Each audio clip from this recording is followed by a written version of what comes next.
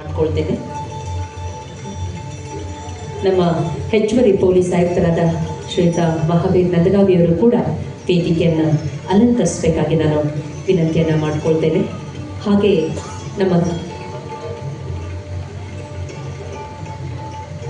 ನಮ್ಮ ಧಾರವಾಡ ಜಿಲ್ಲಾ ಪ್ರದೇಶ ಕುರುಬ ಸಂಘದ ಅಧ್ಯಕ್ಷರು ಶ್ರೀಮತಿ ಯಲ್ಲಮ್ಮ ಡಿ ನಾಯ್ಕರವರು ಕೂಡ ವೇದಿಕೆಗೆ ಆಗಮಿಸಬೇಕಾಗಿ ನಾನು ಅವರಲ್ಲಿ ವಿನಂತಿಸ್ಕೊಳ್ತೇನೆ. ದಯವಿಟ್ಟು ವೇದಿಕೆಗೆ ಆಗಮಿಸಬೇಕು. ಹಾಗೆ ನಮ್ಮ ಕರ್ನಾಟಕ ಪ್ರದೇಶ ಕುರುಬ ಸಂಘದ ಸಹ ಸಂಘಟನಾ ಕಾರ್ಯದರ್ಶಿ ಶ್ರೀಮತಿ ರಾಜೇಶ್ವರಿ ಸಾಲ್ಗಟ್ಟಿ ಮೇಡಮ್ ಅವರು ಆಗಮಿಸಬೇಕು. ಹಾಗೆ ಸಹ ಕಾರ್ಯದರ್ಶಿಯಾದ ಶ್ರೀಯುತ ಈಶ್ವರ್ ಕಾಳಪ್ಪನವರು ಇರಬಹುದು.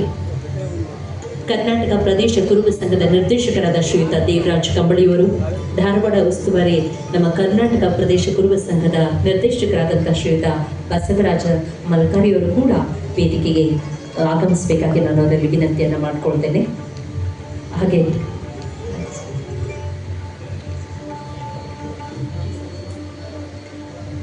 ಮಾಜಿ ಸಂಸದರು ಶ್ರೀಯುತ ಐ.ಜಿ. ಸಂತೇಶ್ ಸರ್ ಅವರು ಕೂಡ ವೇದಿಕೆಗೆ ಆಗಮಿಸಬೇಕಾಗಿ ನಾನು ಅದರಲ್ಲಿ ವಿನಂತಿಯನ್ನು ಮಾಡಿಕೊಳ್ತೇನೆ. ದಯವಿಟ್ಟು ವೇದಿಕೆಗೆ ಆಗಮಿಸಬೇಕು ಸರ್. ದಯವಿಟ್ಟು ಸಮಾಜದ ಮುಖಂಡರು ನಾಗರಾಜ್ ಗುರಿಕಾರ್ ಸರ್ ವೇದಿಕೆಗೆ ಆಗಮಿಸಬೇಕಾಗಿ ದಯವಿಟ್ಟು ನಮ್ಮ ಎಲ್ಲ ಬಂಧುಗಳು, ಸಮಾಜದ ಬಾಂಧವರು ಚಪ್ಪಾಳೆ ತಟ್ಟುವ ಮೂಲಕ ವೇದಿಕೆಗೆ ಆಗಮಿಸ್ತಿರುವಂತಹ ಅತಿಥಿ ಮಹೋದಯರನ್ನ ವೇದಿಕೆಗೆ ಬರಮಾಡಿಕೊಳ್ಬೇಕಾಗಿ ನಾನು ತಮ್ಮಲ್ಲಿ ವಿನಂತಿಯನ್ನು ಮಾಡಿಕೊಳ್ತೇನೆ. ಹಾಗೆ ನಮ್ಮ ಕನ್ನಡ ಸಂಸ್ಕೃತಿ ಇಲಾಖೆಯ ಸಹಾಯಕ ನಿರ್ದೇಶಕರಾದ ಶ್ರೀಯುತ ಕುಮಾರ್ ಬೆಕ್ಕೇರಿ ಸರ್ ಅವರು ಕೂಡ ವೇದಿಕೆಗೆ ಆಗಮಿಸಬೇಕಾಗಿ ನಾನು ಸವಿನಯ ಪ್ರಾರ್ಥನೆಯನ್ನು ಮಾಡಿಕೊಳ್ತೇನೆ. ಶ್ರೀಯುತ ಪ್ರೇಮಕೃಷ್ಣ ಮೇಟಿ ಹಾಗೂ ವೃಂದದವರು ಒಂದು ಕನಕದಾಸರ ಸ್ತುತಿಯನ್ನ ಪ್ರಸ್ತುತಪಡಿಸಬೇಕಾಗಿ ನಾನು ಅವರಲ್ಲಿ ವಿನಂತಿಸಿಕೊಳ್ತೇನೆ. ಶ್ರೀಯುತ ಪ್ರೇಮಕೃಷ್ಣ ಮೇಟಿ ಸರ್, ತದನಂತರ ಸಭಾ ಕಾರ್ಯಕ್ರಮ ಪ್ರಾರಂಭವಾಗಲಿದೆ.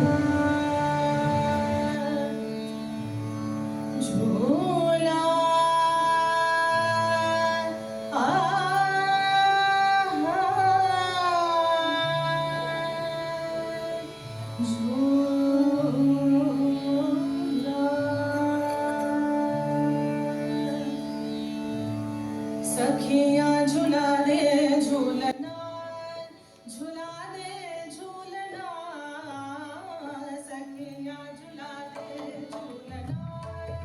ತಮ್ಮೆಲ್ಲರನ್ನ ಪ್ರೀತಿಯ ಪೂರ್ವಕವಾಗಿ ಸ್ವಾಗತ ಕೋರುವುದರ ಜೊತೆಗೆ ಪ್ರಾಸ್ತಾವಿಕ ನುಡಿಗಳನ್ನು ಆಡಲು ಆಗಮಿಸ್ತಾ ಇದ್ದಾರೆ ನಮ್ಮ ಕನ್ನಡ ಮತ್ತು ಸಂಸ್ಕೃತಿ ಇಲಾಖೆಯ ಸಹಾಯಕ ನಿರ್ದೇಶಕರಾದ ಶ್ರೀಯುತ ಕುಮಾರ್ ಬೆಕ್ಕೇರಿ ಸರ್.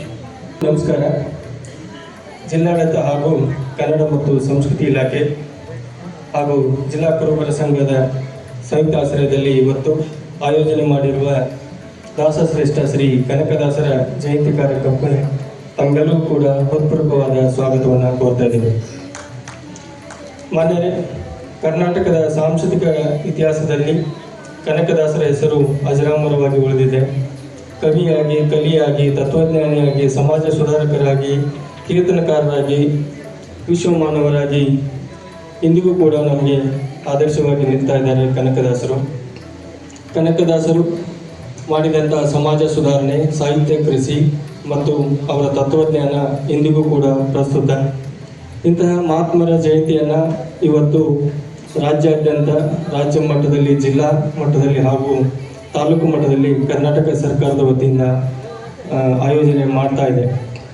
ಅದೇ ರೀತಿ ಇವತ್ತು ಧಾರವಾಡ ಜಿಲ್ಲಾ ಮಟ್ಟದ ಈ ಒಂದು ಕಾರ್ಯಕ್ರಮ ಆಯೋಜನೆಗೊಂಡಿದೆ. ದಾಸಶ್ರೇಷ್ಠ ಶ್ರೀ ಕನಕದಾಸರ ಜಯಂತಿ ಕಾರ್ಯಕ್ರಮಕ್ಕೆ ಆಗಮಿಸಿ ದಿವ್ಯ ಸಾನ್ನಿಧ್ಯವನ್ನು ವಹಿಸಿರುವಂಥ ರೇವಣಸಿದ್ದೇಶ್ವರ ಮಹಾಮಠದ ಸ್ವಾಮೀಜಿಗಳಂತ ಡಾಕ್ಟರ್ ಬಸವರಾಜ ದೇವರು ಸ್ವಾಮೀಜಿಯವರಿಗೆ ಮೊದಲಿಗೆ ಗೌರವಪೂರ್ವಕವಾಗಿ ಸ್ವಾಗತವನ್ನು ಕೋರ್ತಾ ಇದ್ದೀವಿ.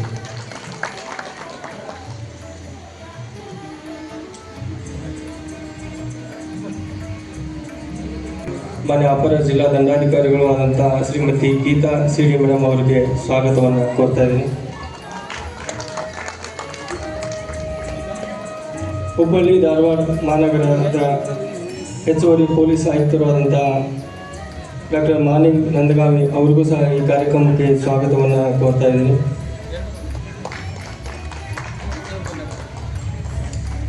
ಇವತ್ತು ಶ್ರೀ ಕನಕದಾಸರ ಕುರಿತು ವಿಶೇಷ ಉಪನ್ಯಾಸವನ್ನು ನೀಡಲು ಆಗಮಿಸಿರುವಂಥ ಡಾಕ್ಟರ್ BG ಬಿರಾದರ್, ನಿವೃತ್ತ ಪ್ರಾಂಶುಪಾಲರು, ಗುಡ್ ನ್ಯೂಸ್ ಪ್ರಥಮ ದರ್ಜೆ ಕಾಲೇಜು ಕಲಘಟಗಿ, ಅವರಿಗೂ ಕೂಡ ಸ್ವಾಗತವನ್ನು ಕೋರ್ತಾ ಇದ್ದೇನೆ.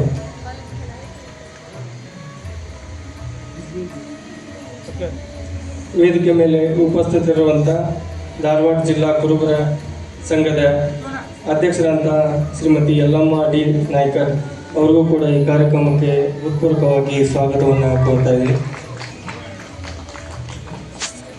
ಕರ್ನಾಟಕ ಪ್ರದೇಶ ಕುರುಬರ ಸಂಘದ ಸಹ ಸಂಘಟನಾ ಕಾರ್ಯದರ್ಶಿಗಳಂಥ ಶ್ರೀಮತಿ ರಾಜೇಶ್ವರಿ ಸಾಲಗಟ್ಟಿ, ಅವರು ಸಹ ವೇದಿಕೆ ಮೇಲೆ ಆಸೀನರಾಗಿದ್ದಾರೆ, ಅವರಿಗೂ ಸಹ ಸ್ವಾಗತವನ್ನು ಕೋರ್ತಾ ಇದ್ದೀನಿ.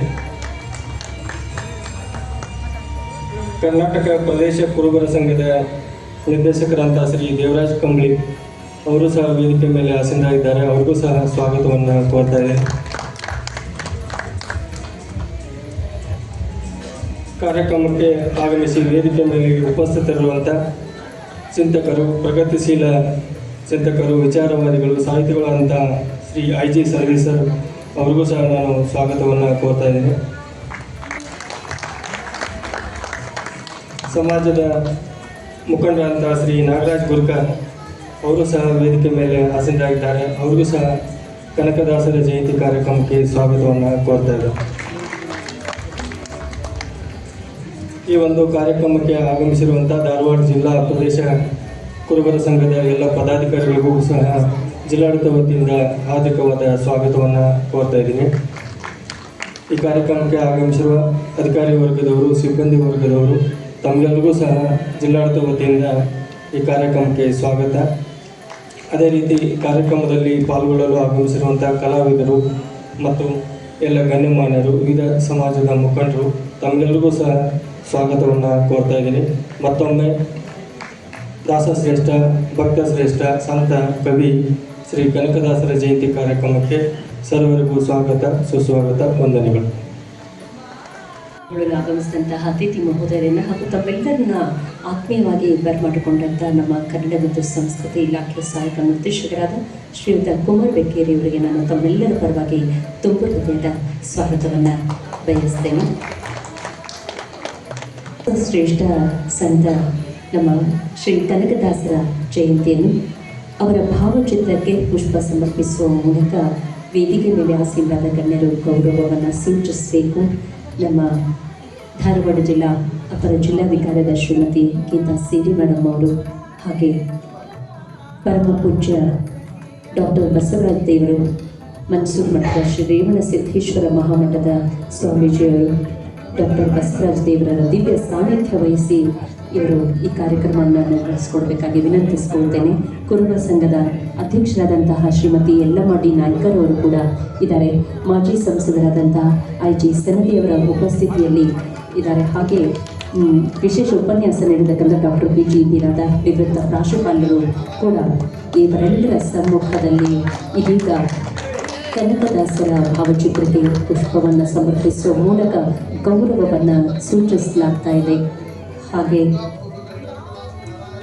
ಪೊಲೀಸ್ ವರಿಷ್ಠಾಧಿಕಾರಿ ಶ್ರೀಯುತ ಗುಂಜಣ್ಣಾರಿ ಅವರು, ಹಾಗೆ ಹೆಚ್ಚುವರಿ ಪೊಲೀಸ್ ಆಯುಕ್ತರಾದಂಥ ಶ್ರೀಯುತ ಮಹಾವೀರ್ ನಂದಗಾವಿಯವರು, ಹಾಗೆ ಸಮಾಜದ ಮುಖಂಡರು ಉಪಸ್ಥಿತರಿದ್ದಾರೆ.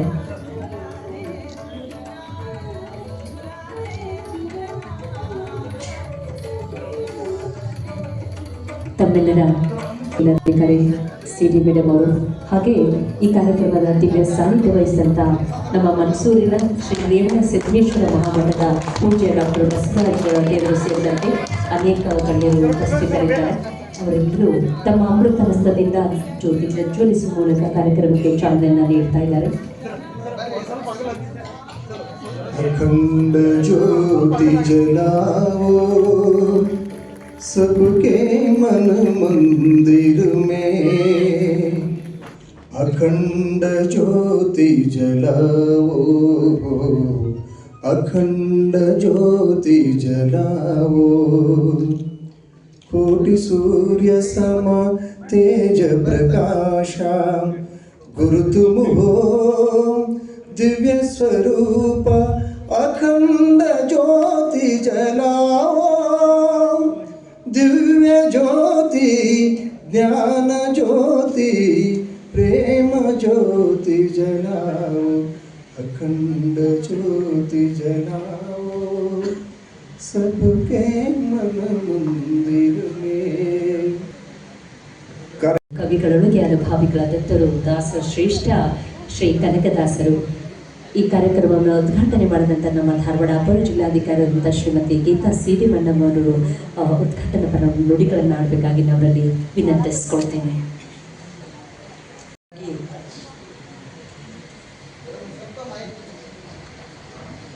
ಮೊದಲನೇದಾಗಿ ತಮ್ಮೆಲ್ಲರಿಗೂ ದಾಸಶ್ರೇಷ್ಠ ಶ್ರೀ ಕನಕದಾಸರ ಜಯಂತಿಗಳ ಶುಭಾಶಯಗಳನ್ನು ಕೋರುತ್ತಾ ವೇದಿಕೆಯ ಮೇಲೆ ಆಸೀನರುವಂಥ ಪೂಜ್ಯ ಡಾಕ್ಟರ್ ಬಸವರಾಜ ದೇವರು ನಮ್ಮ ನಿಮ್ಮೆಲ್ಲರ ಪ್ರೀತಿಯ ರೇವಣಸಿದ್ದೇಶ್ವರ ಮಹಾಮಠದ ಮಠಾಧೀಶರು IG ಸನದಿ ಸರ್ ಅವರು, ಆನಂತರ ಈ ಘನ ಉಪಸ್ಥಿತಿಯನ್ನು ಹೊಂದಿರುವಂಥ ಅಧ್ಯಕ್ಷರು ಧಾರವಾಡ ಜಿಲ್ಲಾ ಪ್ರದೇಶ ಕುರುಬರ ಸಂಘ ಶ್ರೀಮತಿ ಯಲ್ಲಮ್ಮ ಡಿ ನಾಯ್ಕರ್ ಅವರೇ, ರಾಜೇಶ್ವರಿ ಸಾಲ್ಗಟ್ಟಿ ಅವರೇ, ಈಶ್ವರ ಕಾಳಪ್ಪನವರೇ, ದೇವರಾಜ್ ಕಂಬಳಿ ಅವರೇ, ಬಸವರಾಜ್ ಮಲ್ಕಾರ್ ಅವರೇ, ಹಾಗೂ ವಿಶೇಷ ಉಪನ್ಯಾಸ ನೀಡಲು ಆಗಮಿಸಿರುವಂಥ BG ಬಿರಾದರ್ ಅವರೇ, ನಿವೃತ್ತ ಪ್ರಾಂಶುಪಾಲರು ಕಲ್ಗಟ್ಟಿ ತಾಲೂಕು, ಹಾಗೂ ನಮ್ಮ ನಿಮ್ಮೆಲ್ಲರ ನೆಚ್ಚಿನ ಪೊಲೀಸ್ ಅಧಿಕಾರಿದಂಥ ಜನ್ಮ ದಿನಾಚರಣೆ ಕುರಿತು ನಾವು ಕಾರ್ಯಕ್ರಮವನ್ನು ಹಮ್ಮಿಕೋತೀವಿ.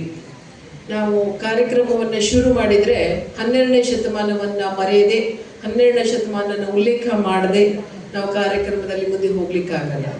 ಯಾಕಂದರೆ ಬಸವಣ್ಣನವರು ಅನುಭವ ಮಂಟಪದ ಮುಖಾಂತರ ಅನೇಕ ಶರಣರು, ದಾರ್ಶನಿಕರು ಅವರೆಲ್ಲ ಕಟ್ಕೊಂಡು ಕಬ್ಬಿಣದ ಕಡಲೆಯಾದಂತಹ ಭಾಷೆಯನ್ನು, ಸಂಸ್ಕೃತ ಭಾಷೆ ಯಾವುದೇ ಸಾಮಾನ್ಯ ಮನುಷ್ಯನಿಗೂ ಅರ್ಥ ಆಗ್ತಾ ಇರಲಿಲ್ಲ. ಅಂತಹ ಸಾಹಿತ್ಯದ ಸಮಯದಲ್ಲಿ ಎಲ್ಲರಿಗೂ ತಿಳಿಯುವಂತಹ, ಎಲ್ಲರೂ ಜೀವನದ ಪ್ರತಿಯೊಂದು ಗಳಿಗೆಯಲ್ಲೂ ಸಹ ಅನುಭವಿಸುವ ಪ್ರಸಂಗಗಳನ್ನು ಉಲ್ಲೇಖಿಸಿ ವಚನ ಸಾಹಿತ್ಯಕ್ಕೆ ಒಂದು ದೊಡ್ಡ ಕೊಡುಗೆಯನ್ನು ಕೊಟ್ಟಿದ್ದಾರೆ.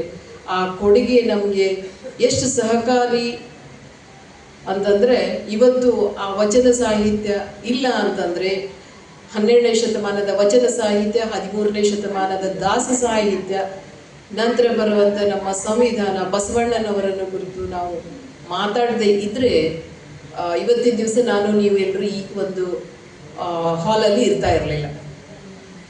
ಯಾಕಂದರೆ ನಾವು ಇವತ್ತಿಗೆ ನಾವು ಇಲ್ಲಿ ಬರಬೇಕು ಅಂತ ಕಾರಣ ಅಂದರೆ ಈ ನಮ್ಮ ಹಿಂದೆ ಬಂದಂತಹ ಎಲ್ಲ ಮಹಾಪುರುಷರು ತಮ್ಮ ಜೀವನವನ್ನೇ ತ್ಯಾಗ ಮಾಡಿ ನಮಗೆ ಇಷ್ಟೊಂದು ದೊಡ್ಡ ಕೊಡುಗೆಯನ್ನು ನೀಡಿದ್ದಾರೆ. ಆ ಎಲ್ಲ ಮಹಾನುಭಾವರಿಗೆ ಒಂದು ಸಲ ವಂದಿಸಿ, ನಾವು ಕನಕದಾಸ ಬಹಳ ದೂರ ಇರಲಿಲ್ಲ. ಕನಕದಾಸ ಇಲ್ಲೇ ನಮ್ಮ ಬಾಡದಲ್ಲಿ ಜನಿಸಿದ್ರು. ಬೀರಮ್ಮ ಬಚ್ಚಮ್ಮ ಅವರ ಮಗನು ಬಹಳ ದಿವಸ ಮಗುವಾಗಿರಲಿಲ್ಲ.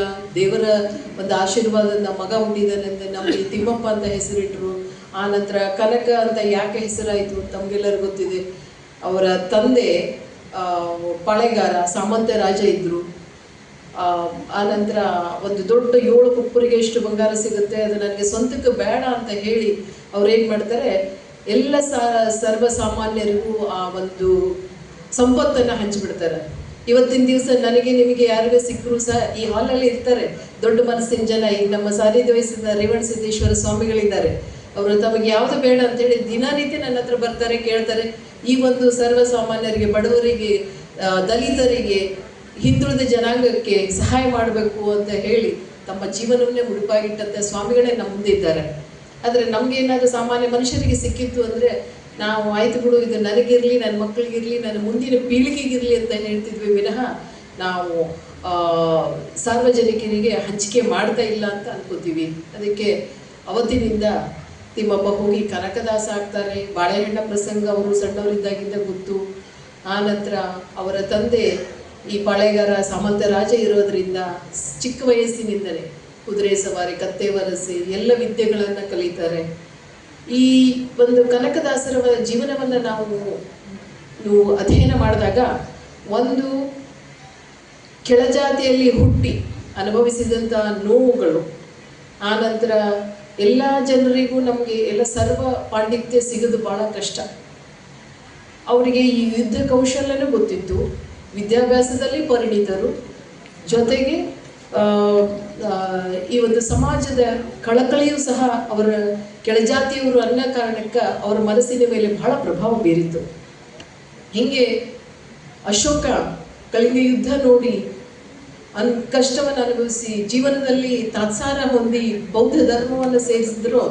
ಹಾಗೆಯೇ ಸಹ ಇವರು ನಮ್ಮ ಕನಕ ಜಯಂತಿ ಕನಕರು ಏನಾಗುತ್ತೆ, ಬಿಜಾಪುರ ಆದಿಲ್ ಶಾಹಿ ವಿರುದ್ಧ ಯುದ್ಧ ಹೊರಟಾಗ ಯುದ್ಧದಲ್ಲಿ ಮಡಿದ ಸೈನಿಕರನ್ನ ಕಂಡು ಪಶ್ಚಾತ್ತಾಪ ಪಟ್ಟು ಅವರು ಯುದ್ಧವನ್ನು ನಿರಾಕರಣೆ ಮಾಡ್ತಾರೆ. ಸರ್ವಸಾಮಾನ್ಯರ ಒಳಿತಿಗಾಗಿ ಹೋರಾಟ ಮಾಡ್ತಾರೆ. ಆಧ್ಯಾತ್ಮಿಕ ಜಗತ್ತಿಗೆ ತಿರುಗ್ತಾರೆ. ವ್ಯಾಸರಾಯನ್ನ ತನ್ನ ಗುರುವನ್ನಾಗಿ ಮಾಡ್ಕೊತಾರೆ. ನಂತರ ನಾವು 13ನೇ ಶತಮಾನ ಅಂತಂದ್ರೆ ಕನಕದಾಸರು, ಪುರಂದರದಾಸರು ಇಬ್ಬರನ್ನ ನಾವು ದಾಸ ಸಾಹಿತ್ಯದ ಮಹಾನ್ ಕೊಡುಗೆ ನೀಡಿದಂತಹ ವ್ಯಕ್ತಿಗಳು ಅಂತ ನಾವು ಹೇಳ್ತೀವಿ. ಹಾಗೆ ಈ ಒಂದು ಯುಗವನ್ನ ಸುವರ್ಣ ಯುಗವಂತಲೂ ಹೇಳ್ತೀವಿ. ಇಷ್ಟೆಲ್ಲ ನಮಗೆ ಒಂದು ಜನಾಂಗಕ್ಕೆ ಒಂದು ಕಾಣಿಕೆಯನ್ನು ನೀಡಿದಂತಹ ಕನಕದಾಸರನ್ನ ನೆನೆಯುತ್ತಾ ನಮಗೆ ಇವತ್ತಿನವರೆಗೆ ಇಷ್ಟೊಂದು ಸ್ವಾತಂತ್ರ್ಯವನ್ನ ಕೊಟ್ಟಂತ ಎಲ್ಲ ಮಹನೀಯರನ್ನ ನೆನೆಯುತ್ತಾ ಅವರ ಹಾಕಿಕೊಟ್ಟಂತ ನಾವು ದಾರಿಯಲ್ಲಿ ನಡೀತಾ ಹೇಳ್ತಾರೆ. 13ನೇ ಶತಮಾನದಲ್ಲಿ ಜಾತಿ ಬಗ್ಗೆ ಮಾತಾಡೋದು ಅಂದ್ರೆ 2 ಗುಂಡಿಗೆ ಮನುಷ್ಯ ಇರ್ಬೇಕಂತ ಹೇಳ್ತೀವಿ. 12ನೇ ಶತಮಾನ, 13ನೇ ಶತಮಾನ, ಇವತ್ತಿಗೂ ಸಹ ನಾವು ಕೆಲವು ಸಮಯದಲ್ಲಿ ಜಾತಿ ಕುರಿತು ಮಾತಾಡ್ಬೇಕಾದ್ರೆ ಬಹಳ ಕಾನ್ಷಿಯಸ್ ಆಗಿ, ಬಹಳ ಅಲರ್ಟ್ ಆಗಿ, ಇದು ಮಾತಾಡ್ಬೇಕು ಬೇಡವಾ ಅಂತ ಲೆಕ್ಕಾಚಾರದಲ್ಲಿ ಮಾತಾಡುವಂತ ಸಮಯ.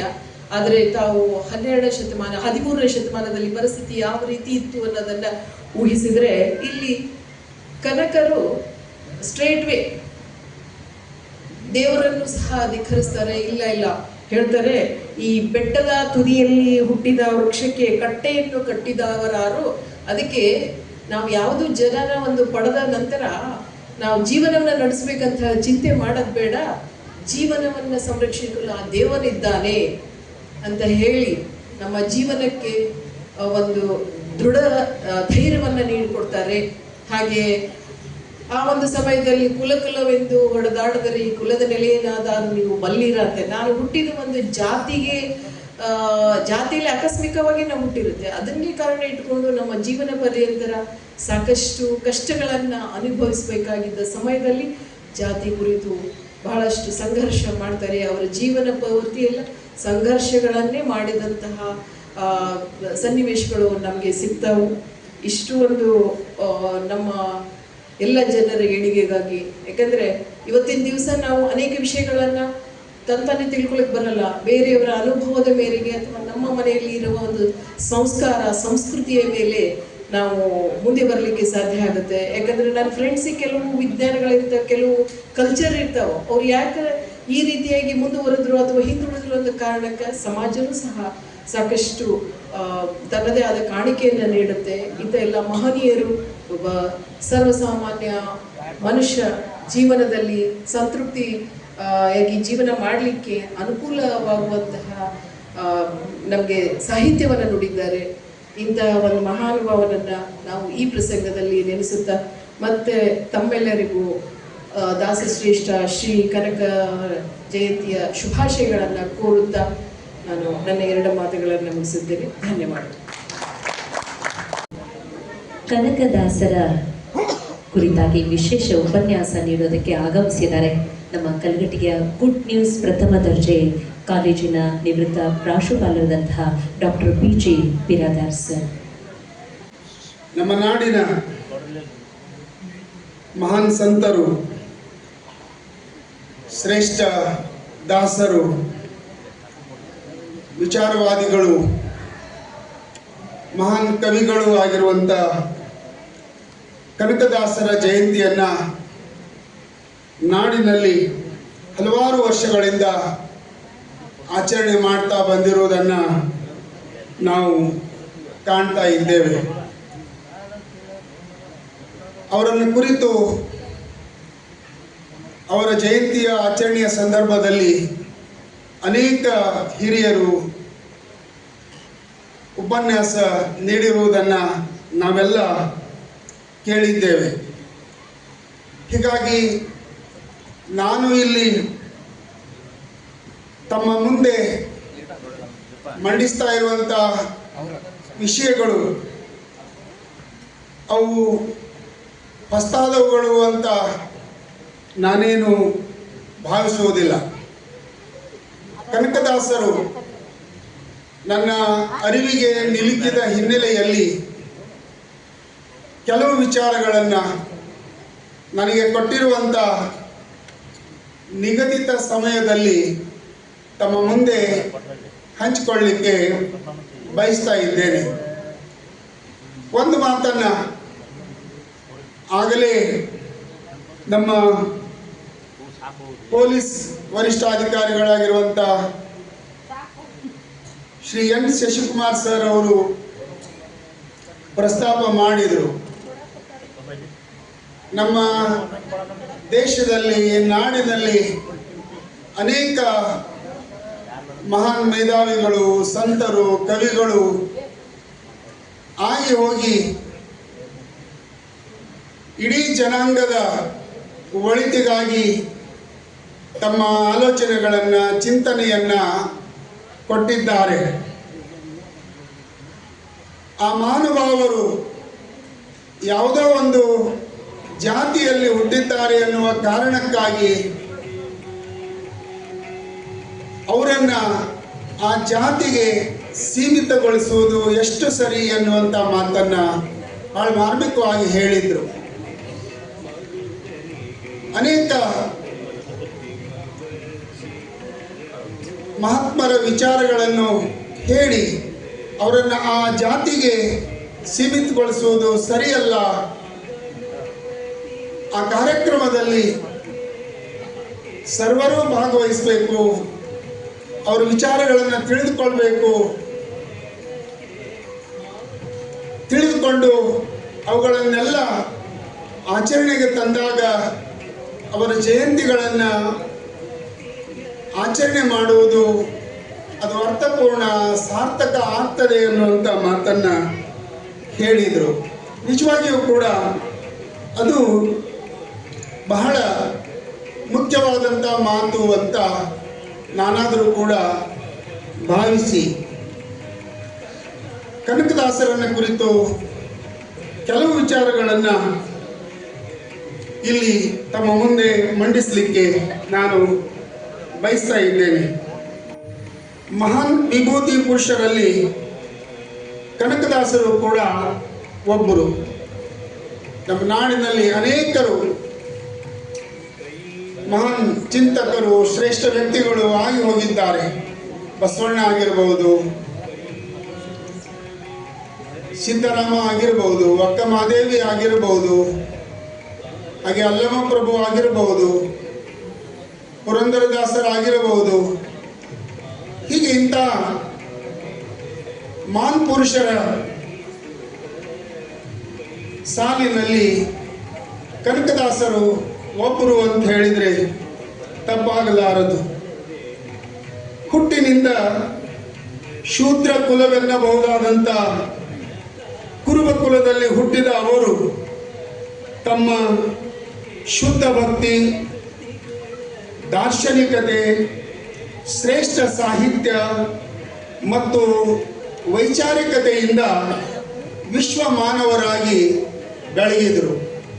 ಕನಕದಾಸರು ಹುಟ್ಟಿನಿಂದ ಕುರುಬ ಜಾತಿಯಲ್ಲಿ ಹುಟ್ಟಿದವರಾದರೂ ಕೂಡ ತಮ್ಮ ಶುದ್ಧ ಭಕ್ತಿಯಿಂದ,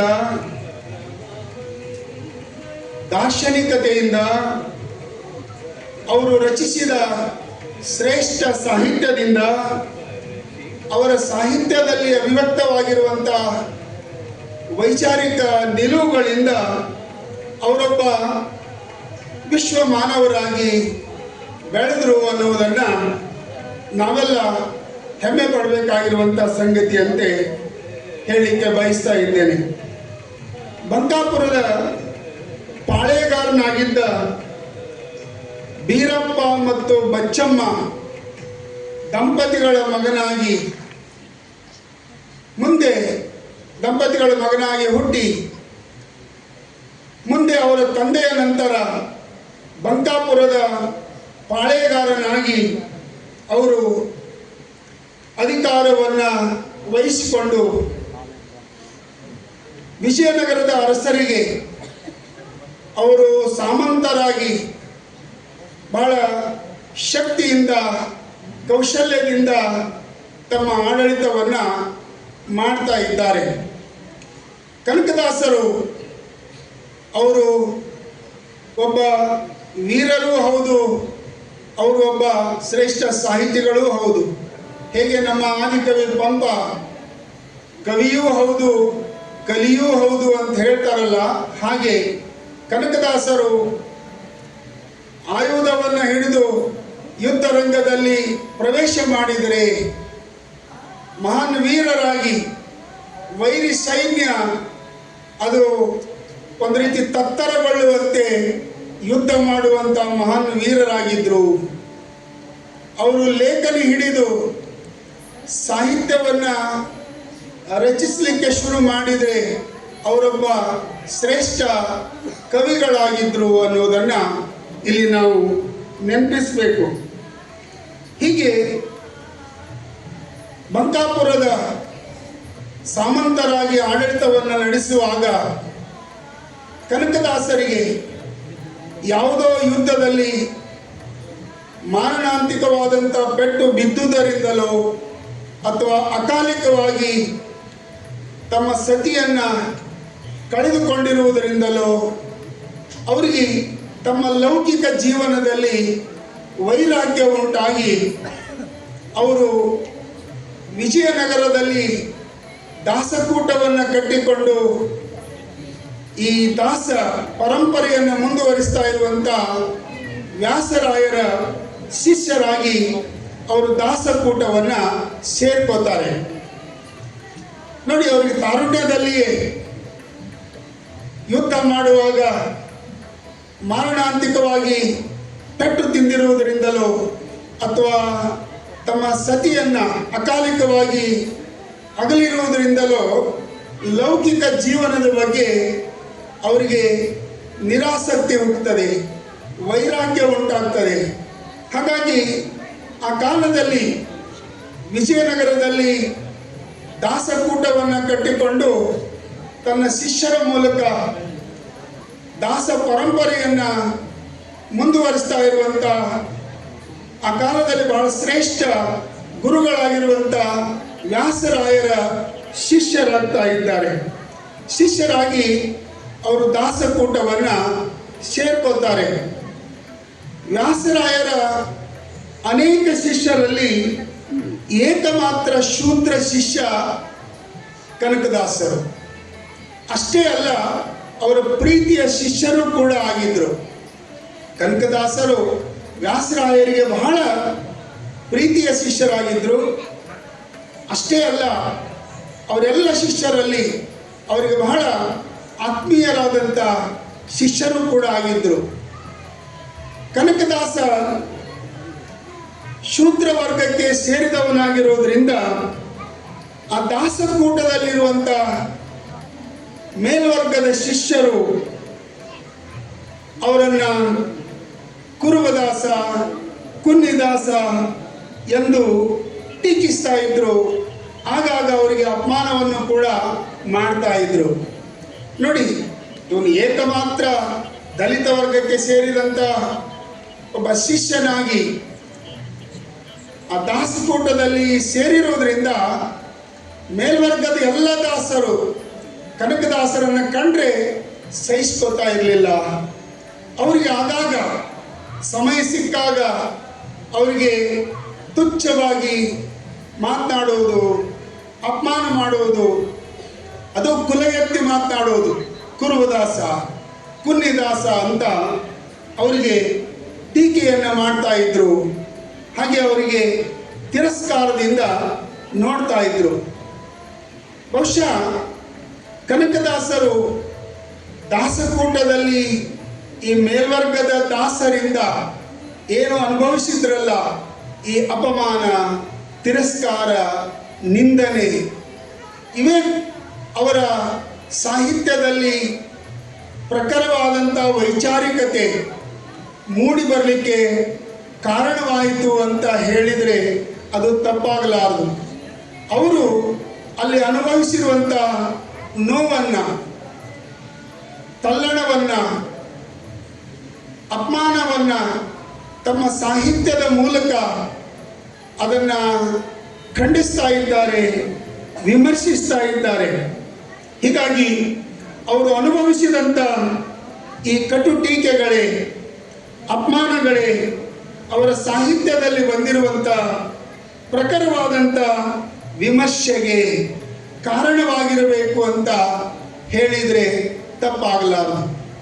ಬಹುಶಃ ಇಡೀ ದಾಸ ಪರಂಪರೆಯಲ್ಲಿ ಇಡೀ ದಾಸರ ಸಾಹಿತ್ಯವನ್ನು ಮುಂದಿಟ್ಕೊಂಡು ನೋಡಿದರೆ ಕನಕದಾಸರಷ್ಟು ವಿಚಾರಪರರಾದಂಥ ದಾಸರು ಮತ್ತೊಬ್ಬರಿಲ್ಲ ಅಂತ ಹೇಳಬೇಕಾಗ್ತದೆ. ಅಷ್ಟೊಂದು ಪ್ರಖರವಾದಂಥ ವೈಚಾರಿಕತೆ ಅವರ ಸಾಹಿತ್ಯದಲ್ಲಿ ಇರುವುದನ್ನು ನಾವು ಕಾಣ್ತಾ ಇದ್ದೇವೆ. ಕನಕದಾಸರು ದಾಸ ಪರಂಪರೆಯ ಇತರ ಹರಿದಾಸರಂತೆ ಕೇವಲ ಕೀರ್ತನೆಗಳನ್ನು, ಹಾಡುಗಳನ್ನು ಮಾತ್ರ ಬರೆದವರಲ್ಲ. ಕೀರ್ತನೆಗಳ ಜೊತೆಗೆ 5 ಮಹಾಕಾವ್ಯಗಳನ್ನು ಕೂಡ ಕನ್ನಡ ಸಾಹಿತ್ಯಕ್ಕೆ ಅವರು ಕೊಡುಗೆಯಾಗಿ ಕೊಟ್ಟಿದ್ದಾರೆ. ಬರೀ ಅವರು ಉಳಿದ ಹರಿದಾಸರು ಕೇವಲ ಹಾಡುಗಳನ್ನು, ಕೀರ್ತನೆಗಳನ್ನು ಬರೆದು ತಮ್ಮ ದೈವಭಕ್ತಿಯನ್ನು, ಸಮಾಜ ವಿಡಂಬನೆಯನ್ನು, ಸಮಾಜ ವಿಮರ್ಶೆಯನ್ನು, ಸಮಾಜದ ಓರೆಕೋರೆಗಳನ್ನು ತಮ್ಮ ಆ ಕೀರ್ತನೆಗಳ ಮೂಲಕ ಅವರು ವ್ಯಕ್ತಪಡಿಸಿದ್ದಾರೆ. ಕನಕದಾಸರು ಕೀರ್ತನೆಗಳನ್ನು ರಚಿಸುವುದರ ಜೊತೆಗೆ ಅವರು ಮಹಾಕಾವ್ಯಗಳನ್ನು ಕೂಡ ರಚಿಸಿದ್ದಾರೆ. ಷಟ್ಪದಿ ಸಾಹಿತ್ಯದಲ್ಲಿ, ಷಟ್ಪದಿ ಪ್ರಕಾರದಲ್ಲಿ, ಸಾಂಗತ್ಯ ಪ್ರಕಾರದಲ್ಲಿ ಅವರು ಸಾಹಿತ್ಯ ಕೃತಿಗಳನ್ನು ರಚಿಸಿದ್ದಾರೆ. ಅವರು ರಚಿಸಿರುವಂಥ ಕಾವ್ಯಗಳಲ್ಲಿ ಸಾಂಗತ್ಯ ರೂಪದಲ್ಲಿ ರಚಿಸಿರುವಂಥ ಮೋಹನ ತರಂಗಿಣಿ ಇದೊಂದು ಕನ್ನಡ ಸಾಹಿತ್ಯದ ಮಹಾಕಾವ್ಯಗಳಲ್ಲಿ ಒಂದು ಅಂತ ವಿದ್ವಾಂಸರು ಗುರುತಿಸಿದ್ದಾರೆ. ಬಹುಶಃ ಕನ್ನಡ ಸಾಹಿತ್ಯದಲ್ಲಿ ಸಾಂಗತ್ಯ ಅನ್ನೋದು ಒಂದು ಸಾಹಿತ್ಯ ಪ್ರಕಾರವೇ ಅದು ಬೆಳೆದು ಬಂದಿದೆ. ಆ ಪ್ರಕಾರದೊಳಗೆ ಸಾಂಗತ್ಯ ಸಾಹಿತ್ಯದ 2 ರತ್ನಗಳು ಅಂತಂದ್ರೆ ಒಂದು ರತ್ನಾಕರವರ್ಣಿ ರಚಿಸಿರುವಂಥ ಒಂದು ಯಾವುದು ಭರತೇಶ ವೈಭವ, ಇನ್ನೊಂದು ಕನಕದಾಸರು ರಚಿಸಿರುವಂಥ ಮೋಹನ ತರಂಗಿಣಿ. ಇವೆರಡೂ ಸಾಂಗತ್ಯ ಪ್ರಕಾರದ ಮಹಾನ್ ಕೃತಿಗಳು ಅಂತ ವಿದ್ವಾಂಸರು ಗುರುತಿಸ್ತಾರೆ. ಇದರ ಜೊತೆಗೆ ಅವರು ನಳಚರಿತೆ ಅನ್ನುವಂಥ ಒಂದು ಷಟ್ಪದಿ ಕಾವ್ಯವನ್ನು ರಚಿಸ್ತಾರೆ. ನಳ ದಮಯಂತಿಯರ ಆಖ್ಯಾನವನ್ನು ಇಟ್ಕೊಂಡು ಮಹಾಭಾರತದಲ್ಲಿ ಬಂದಿರುವಂಥ ಒಂದು ಪ್ರಸಂಗವನ್ನು ಇಟ್ಕೊಂಡು ನಳ ದಮಯಂತಿಯರ ಒಂದು ಕಥೆಯನ್ನು ಕನ್ನಡದಲ್ಲಿ ಬಹಳ ಅದ್ಭುತವಾಗಿ ಕನಕದಾಸರು ಬರೆದಿದ್ದಾರೆ. ಅದನ್ನು ಬಿಟ್ಟರೆ ರಾಮಧಾನ್ಯ ಚರಿತೆ ಇದು ಕನ್ನಡ ಸಾಹಿತ್ಯದ ಬಹುಶಃ ಜಗತ್ತಿನ ಸಾಹಿತ್ಯದಲ್ಲೇ ಒಂದು ವಿಶಿಷ್ಟವಾದಂಥ ಕೃತಿ. ಏನಪ್ಪ ಅದೊಂದು ಸಣ್ಣ ಕೃತಿಗೆ ನೀವು ಇಷ್ಟೊಂದು ಜಗತ್ತಿನ ಅಂತೀರಲ್ಲ ನೋಡಿ.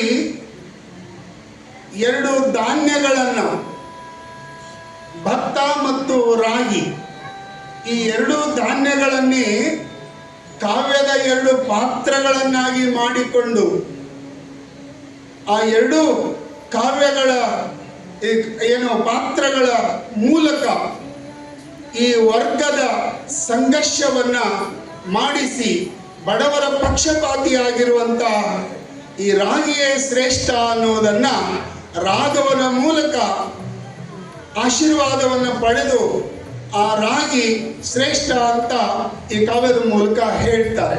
ಅಂದರೆ ಬಡವರ ಆಹಾರವಾಗಿರುವಂಥ, ಬಡವರ ಪಕ್ಷಪಾತಿಯಾಗಿರುವಂಥ ಈ ರಾಗಿಯೇ ಶ್ರೇಷ್ಠ ಅನ್ನೋದನ್ನು ಕನಕದಾಸರು ಆ ಕಾವ್ಯದಲ್ಲಿ ಬಹಳ ಚೆನ್ನಾಗಿ ಅವರು ಚಿತ್ರಿಸ್ತಾರೆ ನೋಡಿ.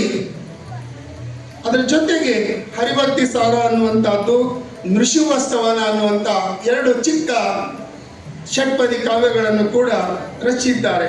ಹೀಗೆ ಕನ್ನಡ ಸಾಹಿತ್ಯಕ್ಕೆ ಒಟ್ಟು 5 ಕೃತಿಗಳನ್ನು ಅವರು ಕೊಡುಗೆಯಾಗಿ ಕೊಟ್ಟಿದ್ದಾರೆ. ಈ ಕಾರಣಕ್ಕಾಗಿಯೇ ಕನಕದಾಸರನ್ನ ಕವಿಗಳಲ್ಲಿ ಒಬ್ಬ ದಾಸ, ದಾಸರಲ್ಲಿ ಒಬ್ಬ ಕವಿ ಅಂತ ಅವರನ್ನು ವಿಶೇಷವಾಗಿ ಗುರುತಿಸ್ತಾರೆ. ದಾಸ ಸಾಹಿತ್ಯದಲ್ಲಿ ಕಾವ್ಯಗಳನ್ನು ಬರೆದಿರುವಂಥ, ಕೀರ್ತನೆಗಳ ಜೊತೆಗೆ ಕಾವ್ಯಗಳನ್ನು ರಚಿಸಿರುವಂಥ ಏಕಮಾತ್ರ ಕವಿ ಕನಕದಾಸರು. ಹಾಗೆ ಕನ್ನಡ ಸಾಹಿತ್ಯದ ಕವಿಗಳಲ್ಲಿ ಕಾವ್ಯಗಳನ್ನು ಬರೆದಿರುವಂಥ ಏಕಮಾತ್ರ ದಾಸ ಕನಕದಾಸರು. ಹೀಗೆ ಅವರು ದಾಸರಲ್ಲಿ ಒಬ್ಬ ಕವಿ, ಕವಿಗಳಲ್ಲಿ ಒಬ್ಬ ದಾಸ ಎಂಬ ಪ್ರಶಂಸೆಗೆ ಪಾತ್ರರಾಗಿರುವಂಥವರು ಅನ್ನುವುದನ್ನು ಗಮನಿಸಬೇಕು.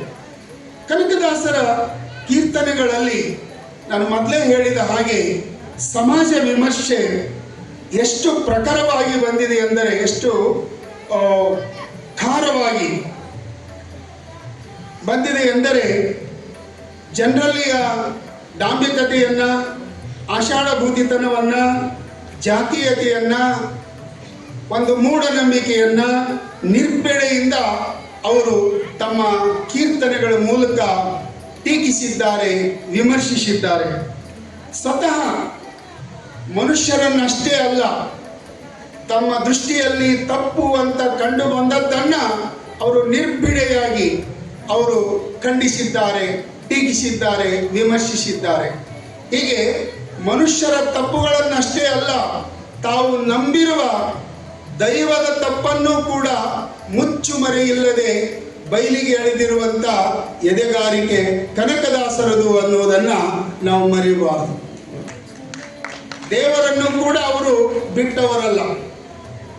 ಯಾರು ತನ್ನ ಆರಾಧ್ಯ ದೈವ ಅಂತ ನಂಬಿದ್ದರೋ ಆ ದೈವವನ್ನೇ ನಿರ್ಭಿಡೆಯಿಂದ ವಿಮರ್ಶಿಸಿರುವುದನ್ನು ನಾವು ಕನಕದಾಸರಲ್ಲಿ ಕಾಣ್ತಾ ಇದ್ದೇವೆ. ಇದಕ್ಕೆ ಒಂದು ಅವರ ಕೀರ್ತನೆಯನ್ನು ತಮ್ಮ ಮುಂದೆ ನಾನು ಇಲ್ಲಿ ಪ್ರಸ್ತಾಪ ಮಾಡಿ ಮುಂದೆ ಹೋಗ್ತಾ ಇದ್ದೇನೆ. ಯಾರು ಬದುಕಿದರಯ್ಯ ಹರಿ ನಿನ್ನ ನಂಬಿ. ನೋಡಿ, ತಾನು ನಂಬಿರುವಂಥ ಹರಿಗೆ ಪ್ರಶ್ನೆ ಕೇಳ್ತಾರೆ. ಯಾರು ಉದ್ಧಾರ ಆಗಿದ್ದಾರಪ್ಪ ಹರಿಯೇ ನಿನ್ನನ್ನು ನಂಬಿ ಅಂತ ಕೇಳ್ತಾರೆ. ಯಾರು ಬದುಕಿದರಯ್ಯ ಹರಿ ನಿನ್ನ ನಂಬಿ, ತೋರು ಈ ಜಗದೊಳಗೆ ಒಬ್ಬರನ್ನು ಕಾಣಿ ಕೃಷ್ಣ. ಈ ಜಗತ್ತಿನಾಗ ನಿನ್ನ ನಂಬಿ ಚೆನ್ನಾಗಿ ಬದುಕಿದ್ದಾರೆ ಅಂತ ಹೇಳುವವರು ಒಬ್ಬರಾದರೂ ಇದ್ದಾರೆ, ತೋರಿಸು ನೋಡೋಣ ಅಂತ ಅವನಿಗೆ ಪ್ರಶ್ನೆ ಮಾಡಿ ಕೇಳ್ತಾರೆ. ಕಲಹ ಬಾರದ ಮುನ್ನ ಕರ್ಣನೊಬ್ಬನ ಕೊಂದೆ. ಏನು ಸುಖವಪ್ಪೋ ಅಂತ. ಇನ್ನ ಯುದ್ಧನೇ ಆರಂಭ ಆಗಿಲ್ಲ. ಯುದ್ಧ ಆರಂಭ ಆಗೋದಕ್ಕಿಂತ ಮೊದಲೇ ನೀನೇನು ಮಾಡಿದಿ? ಭೇದೋಪಾಯದಿಂದ ಕರ್ಣನನ್ನ ಕೊಂದಿ. ನೋಡಿ, ಕಲಹಬಾರದ ಮುನ್ನ ಕರ್ಣನೊಬ್ಬನ ಕೊಂದೆ, ಸುಲಭದಲ್ಲಿ ಕೌರವರ ಮನೆಯ ಮುರಿದೆ.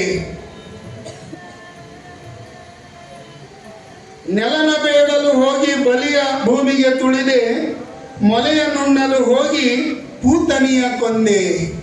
ಇವೆಲ್ಲ ಕೃಷ್ಣ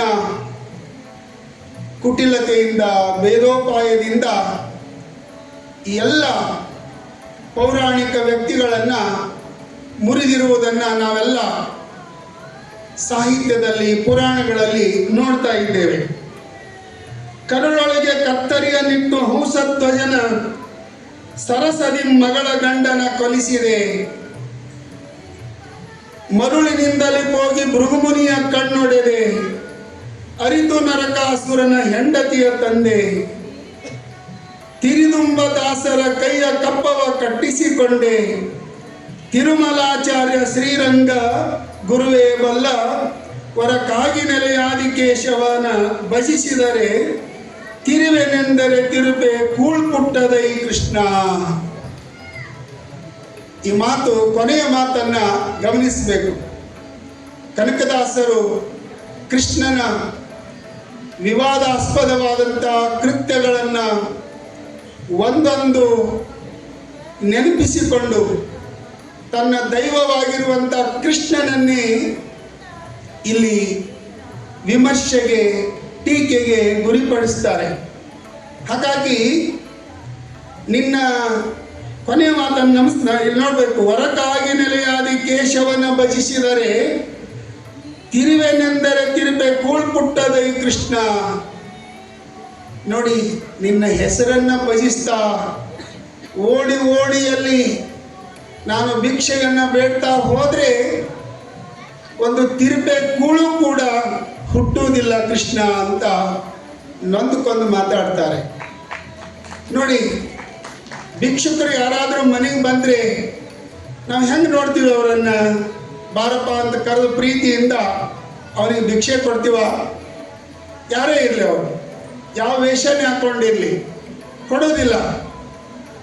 ಹೋಗು ದುಡ್ಡು ತಿನ್ನಬೇಕು, ನಿನಗೇನಾಗಿದೆ ತಾಡಿ ಅಂತ ಅವ್ರಿಗೆ ಬೈತೀವಲ್ಲ, ಏನಾದರೂ ಅಂದು ಕಳಿಸ್ತೀವಲ್ಲ. ಹಾಗೆ ದಾಸರು ಕೂಡ ಭಿಕ್ಷೆ ಬೇಡಲು ಹೋದಾಗ ಅವರು ಇಂಥ ಮಾತುಗಳನ್ನು ಅನಿಸ್ಕೊಂಡಿರಬೇಕು. ಹಾಗಾಗಿ ನಿನ್ನ ಹೆಸರು ಹೇಳಿ ಭಿಕ್ಷೆ ಬೇಡಲಿಕ್ಕೆ ಹೋದ್ರೆ ಭಿಕ್ಷೆ ಕೂಡ ಸಿಗೋದಿಲ್ಲ ಕೃಷ್ಣ ಅಂತ ಕೇಳ್ತಾರೆ. ಅದಕ್ಕೆ ನಿನ್ನನ್ನು ನಂಬಿ ಯಾರು ಉದ್ಧಾರ ಆಗಿದ್ದಾರೆ ಅಂತ ಪ್ರಶ್ನೆ ಮಾಡ್ತಾನೆ.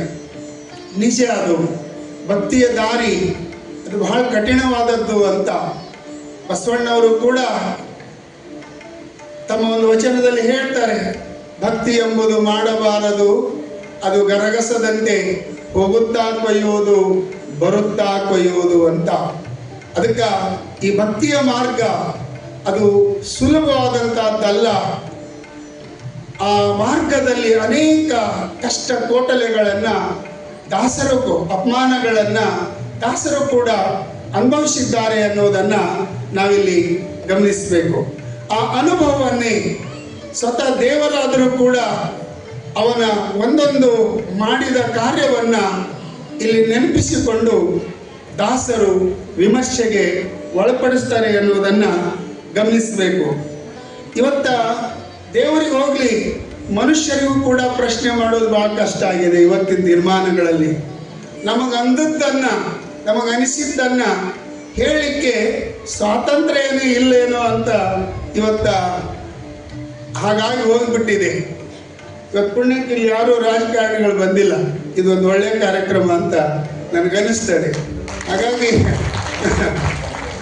ಇವತ್ತು ದೈವ ಭಕ್ತರು ಹೇಗೆ ಬಸವಣ್ಣವರು ನಂಬಿ ಕರೆದಡೆ ಓ ಎನ್ನನೆ ಆ ಶಿವನು ಅಂತ ಹೇಳ್ತಾರಲ್ಲ, ಹಾಗೆ ಇವರು ಕೂಡ ಆ ಹರಿಯ ಮೇಲೆ ಅವರಿಗೆ ಅಚಲವಾದಂಥ ನಂಬಿಕೆ, ತನ್ನ ದೃಢವಾದ ಭಕ್ತಿಯಿಂದ ಉಡುಪಿಯ ಶ್ರೀಕೃಷ್ಣ ಪರಮಾತ್ಮನನ್ನೇ ತನ್ನೆಡೆಗೆ ಹೊರಳಿಸಿಕೊಂಡಿರುವಂಥ, ತಿರುಗಿಸಿಕೊಂಡಿರುವಂಥ ಮಹಾನುಭಾವ ಇವರು. ಈ ಘಟನೆಗೆ ಪುರಾವೆಯಾಗಿ ಉಡುಪಿಯಲ್ಲಿ ಶ್ರೀಕೃಷ್ಣ ಪರಮಾತ್ಮ ದೇವಾಲಯದಲ್ಲಿ ಈಗಲೂ ಕೂಡ ಕನಕನ ಕಿಂಡಿ ಇರುವುದನ್ನು ನಾವು ಗಮನಿಸಬಹುದು.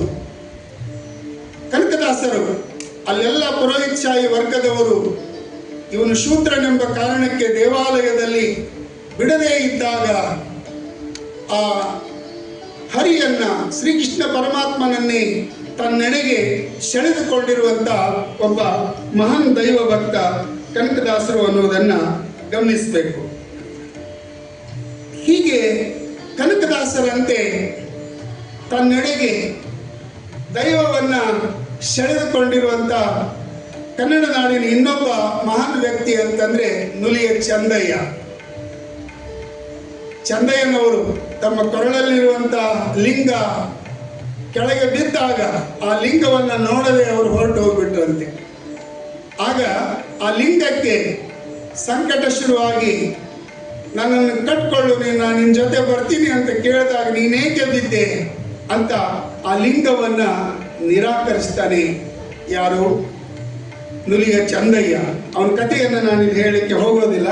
ಹಾಗೆ ತನ್ನ ದೈವವನ್ನೇ ತನ್ನೆಡೆಗೆ ಸೆಳೆದುಕೊಂಡಿರುವಂಥ ಒಬ್ಬ ಮಹಾನುಭಾವ ನುಲಿಯ ಚಂದಯ್ಯನವರು ಅನ್ನುವುದನ್ನು ಇಲ್ಲಿ ಗಮನಿಸಬೇಕು.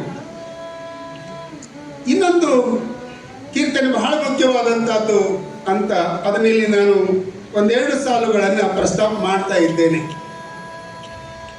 ಅವ್ರದ್ದು ಇನ್ನೊಂದು ಬಹಳ ಮುಖ್ಯವಾದಂಥ ಕೀರ್ತನೆ ನನ್ನ ದೃಷ್ಟಿಯಲ್ಲಿ, ಯಾಕೆ ನೀನಿಲ್ಲಿ ಪವಡಿಸಿದೆ ಹರಿಯೇ. ಶ್ರೀರಂಗಪಟ್ಟಣಕ್ಕೆ ಹೋದಾಗ ಆದಿಶೇಷುವಿನ ಮೇಲೆ ಮಲಗಿದ ಭಂಗಿಯಲ್ಲಿರುವಂಥ ಕೃಷ್ಣನನ್ನು ನೋಡಿ ಕನಕದಾಸರು ಈ ಕೀರ್ತನೆಯನ್ನ ರಚಿಸಿದ್ದಾರೆ.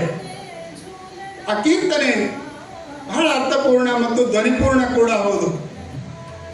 ಯಾಕೆ ನೀನಿಲ್ಲಿ ಪವಡಿಸಿದೆ ಹರಿಯೇ, ಜಗದೇಕ ವಿಖ್ಯಾತ ಪಶ್ಚಿಮ ರಂಗನಾಥ ಎಂಬ ಕೀರ್ತನೆ. ಆ ಕೀರ್ತನೆಯಲ್ಲಿ ಕನಕದಾಸರು ಶ್ರೀಕೃಷ್ಣ ಪರಮಾತ್ಮ ಮಾಡಿರುವಂಥ ಒಂದೊಂದು ಶ್ರೇಷ್ಠವಾದಂಥ ಕಾರ್ಯಗಳನ್ನು ನೆನಪಿಸಿ ಆ ಕಾರ್ಯವನ್ನು ಮಾಡಿ ಬೆಟ್ಟವನ್ನು ಹೊತ್ತುಕೊಂಡು ಆಯಾಸವಾಗಿದೆಯೇ ಅಂತ ಹೀಗೆ ಅನೇಕ ಅವರು ಮಾಡಿರುವಂಥ ಶ್ರೇಷ್ಠ ಕಾರ್ಯಗಳನ್ನು ಅಲ್ಲಿ ಉಲ್ಲೇಖಿಸಿ ಈ ಎಲ್ಲ ಕಾರ್ಯದಿಂದ ಆಯಾಸವಾಗಿ ದಣಿದು ನೀನು ಇಲ್ಲಿ ಮಲಗಿದ್ದೀಯಾ ಹರಿಯೇ ಅಂತ ಕೇಳ್ತಾರೆ. ಕೇಳಿ ಕೊನೆಗೊಂದು ಮಾತು ಹೇಳ್ತಾರೆ, ಇದು ಬಹಳ ಮುಖ್ಯವಾದಂತಹದ್ದು ಅಂತ ನನಗನ್ನಿಸ್ತದೆ. ಹೇಳಿ ಅಷ್ಟೇ ಬಿಡುವುದಿಲ್ಲ, ಕೊನೆಗೆ ಅವ್ರು ಹೇಳೋ ಮಾತು ಕೊನೆ ಸ್ಟಾಂಜದಲ್ಲಿ ಗಮನಿಸಬೇಕು. ಇನ್ನೆಷ್ಟು ಕಾಲ ನೀನಿಲ್ಲಿ ಮಲಗಿದ್ದರು ನಿನ್ನ ನೆಪ್ಪಿಸುವರೊಬ್ಬರನ್ನು ಕಾಣಿ, ಉನ್ನತ ಕಾಗಿನೆಲೆ ಆದಿಕೇಶವರಾಯ ಚನ್ನ ಶ್ರೀರಂಗಪಟ್ಟಣದ ರಂಗಧಾಮ. ಶ್ರೀಕೃಷ್ಣ, ನೀನು ಇಲ್ಲಿ ಎಷ್ಟು ಕಾಲ ಮಲಗಿದ್ರು ಕೂಡ ಯಾಕಪ್ಪ ಎಷ್ಟೊತ್ತಾತ್ ಮಲಗಿದಿ ಹೇಳು ಅಂತ ನಿನ್ನನ್ನು ಎಬ್ಬಿಸುವಂತ ಒಬ್ಬ ಭಕ್ತರು ಕೂಡ ಇಲ್ಲಿ ಬರೋದಿಲ್ಲ. ಅದಕ್ಕೆ ನೀ ಎಷ್ಟು ಮಲಗ್ತಾ ಇದ್ದೀಯಾ ಅಂತ ಕೇಳ್ತಾ ಇದ್ದಾನೆ. ನೀನು ಮಲಗಿದ್ರು ಕೂಡ ಯಾರೂ ಎಬ್ಬಿಸುವುದಿಲ್ಲ ಅಂತ. ಇದನ್ನ ಒಬ್ಬ ವ್ಯಕ್ತಿಗೆ ನಾವು ತೆಗೆದುಕೊಳ್ಬೋದು, ಒಂದು ಸಮಾಜಕ್ಕೆ ತೆಗೆದುಕೊಳ್ಬೋದು. ಮಲಗಿರುವಂಥ ಸಮಾಜವನ್ನ ಎಬ್ಬಿಸ್ಲಿಕ್ಕೆ, ಅವರನ್ನು ಮುಂತರಲಿಕ್ಕೆ ಯಾರೂ ಇಲ್ಲ ಈ ಜಗತ್ತಿನಲ್ಲಿ. ಅದಕ್ಕೆ ನಮ್ಮಷ್ಟಕ್ಕೆ ನಾವೇ ಎದ್ದು ಜಾಗೃತರಾಗಿ ಪ್ರಯತ್ನ ಮಾಡಿ ಮುಂದೆ ಬರಬೇಕೇ ವಿನಃ ಹಾಗೆ ಆಗದೆ ನಾವು ಆರಾಮಾಗಿ ಮಲಗಿದ್ರೆ ನಮ್ಮನ್ನು ಎಬ್ಬಿಸುವವರು ಈ ಜಗತ್ತಿನಲ್ಲಿ ಯಾರೂ ಇಲ್ಲ. ಅದಕ್ಕೆ ಸಮಾಜನೂ ಕೂಡ ಹಾಗೆ, ನಮ್ಮ ಮುಖ್ಯಮಂತ್ರಿ ಇದ್ದಾರೆ ನಾವೆಲ್ಲ ಎದ್ದೇಳ್ಬಿಟ್ಟಿವಿ ಅಂದ್ರೆ ಮಕ್ಕೊಂಡ್ರೆ ಯಾರು ಎಬ್ಬಿಸಲ್ಲ. ಎಬ್ಬಿಸ್ತಾರೆ ಮುಖ್ಯಮಂತ್ರಿ? ಇಲ್ಲ. ನಾವೇ ಪ್ರಯತ್ನ ಮಾಡಬೇಕು, ನಾವೇ ಕ್ರಿಯಾಶೀಲರಾಗಬೇಕು. ಪ್ರತಿಯೊಂದು ಕ್ಷೇತ್ರದಲ್ಲಿ ನಾವೇ ಪ್ರಯತ್ನ ಮಾಡಿ ಮುಂದೆ ಬರಬೇಕು, ಆವಾಗ ಸಮಾಜ ಉದ್ಧಾರ ಆಗ್ತದೆ. ಅದನ್ನು ಬಿಟ್ಟು ನಾವು ಸುಮ್ಮನೆ ಕುಂತಲ್ಲೇ ಕುಂತ್ರ ಯಾವ ಸಮಾಜನೂ ಮುಂದೆ ಬರಲ್ಲ, ಯಾವ ವ್ಯಕ್ತಿನೂ ಮುಂದೆ ಬರಲ್ಲ. ಅದಕ್ಕಾಗಿ ಒಂದು ಸಮಾಜ ಅದು ಎಷ್ಟು ದೊಡ್ಡದಿದೆ ಅನ್ನೋದು ಬಹಳ ಮುಖ್ಯ ಅಲ್ಲ, ಆದರೆ ಅದು ಎಷ್ಟು ಕ್ರಿಯಾಶೀಲವಾಗಿದೆ, ಎಷ್ಟು ಚಲನಶೀಲವಾಗಿದೆ, ಎಷ್ಟು ಪ್ರಯತ್ನಶೀಲವಾಗಿದೆ ಅನ್ನೋದ್ರ ಮೇಲೆ ಆ ಸಮಾಜದ ಉನ್ನತಿ ನಿಂತಿದೆ ಅನ್ನೋದನ್ನು ನಾವೆಲ್ಲ ಗಮನಿಸಬೇಕು. ಹಾಗಾಗಿ ಇವತ್ತು ಕನಕದಾಸರ ಮಾತು ಬಹುಶಃ ಕೃಷ್ಣನಿಗಷ್ಟೇ ಅಲ್ಲ, ನಮಗೂ ಕೂಡ ನಾವು ಅನ್ವಯಿಸ್ಕೊಳ್ಬಹುದು ಅಂತ ಅನ್ನಿಸ್ತದೆ. ಅದಕ್ಕಾಗಿ ಅದನ್ನು ಬಹಳ ಎಚ್ಚರದಿಂದ ನಾವು ತೆಗೆದುಕೊಂಡು ನಾವೆಲ್ಲ ಕ್ರಿಯಾಶೀಲರಾಗಬೇಕು ಅನ್ನುವಂಥ ಮಾತನ್ನು ಇಲ್ಲಿ ಹೇಳಲಿಕ್ಕೆ ಬಯಸ್ತಾ ಇದ್ದೇನೆ. ಅದನ್ನೇ ಸ್ವಾಮಿ ವಿವೇಕಾನಂದರು ಒಂದು ಕಡೆ ಹೇಳ್ತಾರೆ, ಬಹಳ ಅರ್ಥಪೂರ್ಣವಾಗಿ, ಯಾರು ತಮ್ಮನ್ನು ತಾವು ಉದ್ಧರಿಸಿಕೊಳ್ಳಲಾರರೋ ಅವರನ್ನು ಉದ್ಧರಿಸಲು ಈ ಜಗದಲ್ಲಿ ಯಾರೂ ಇಲ್ಲ ಅಂತ.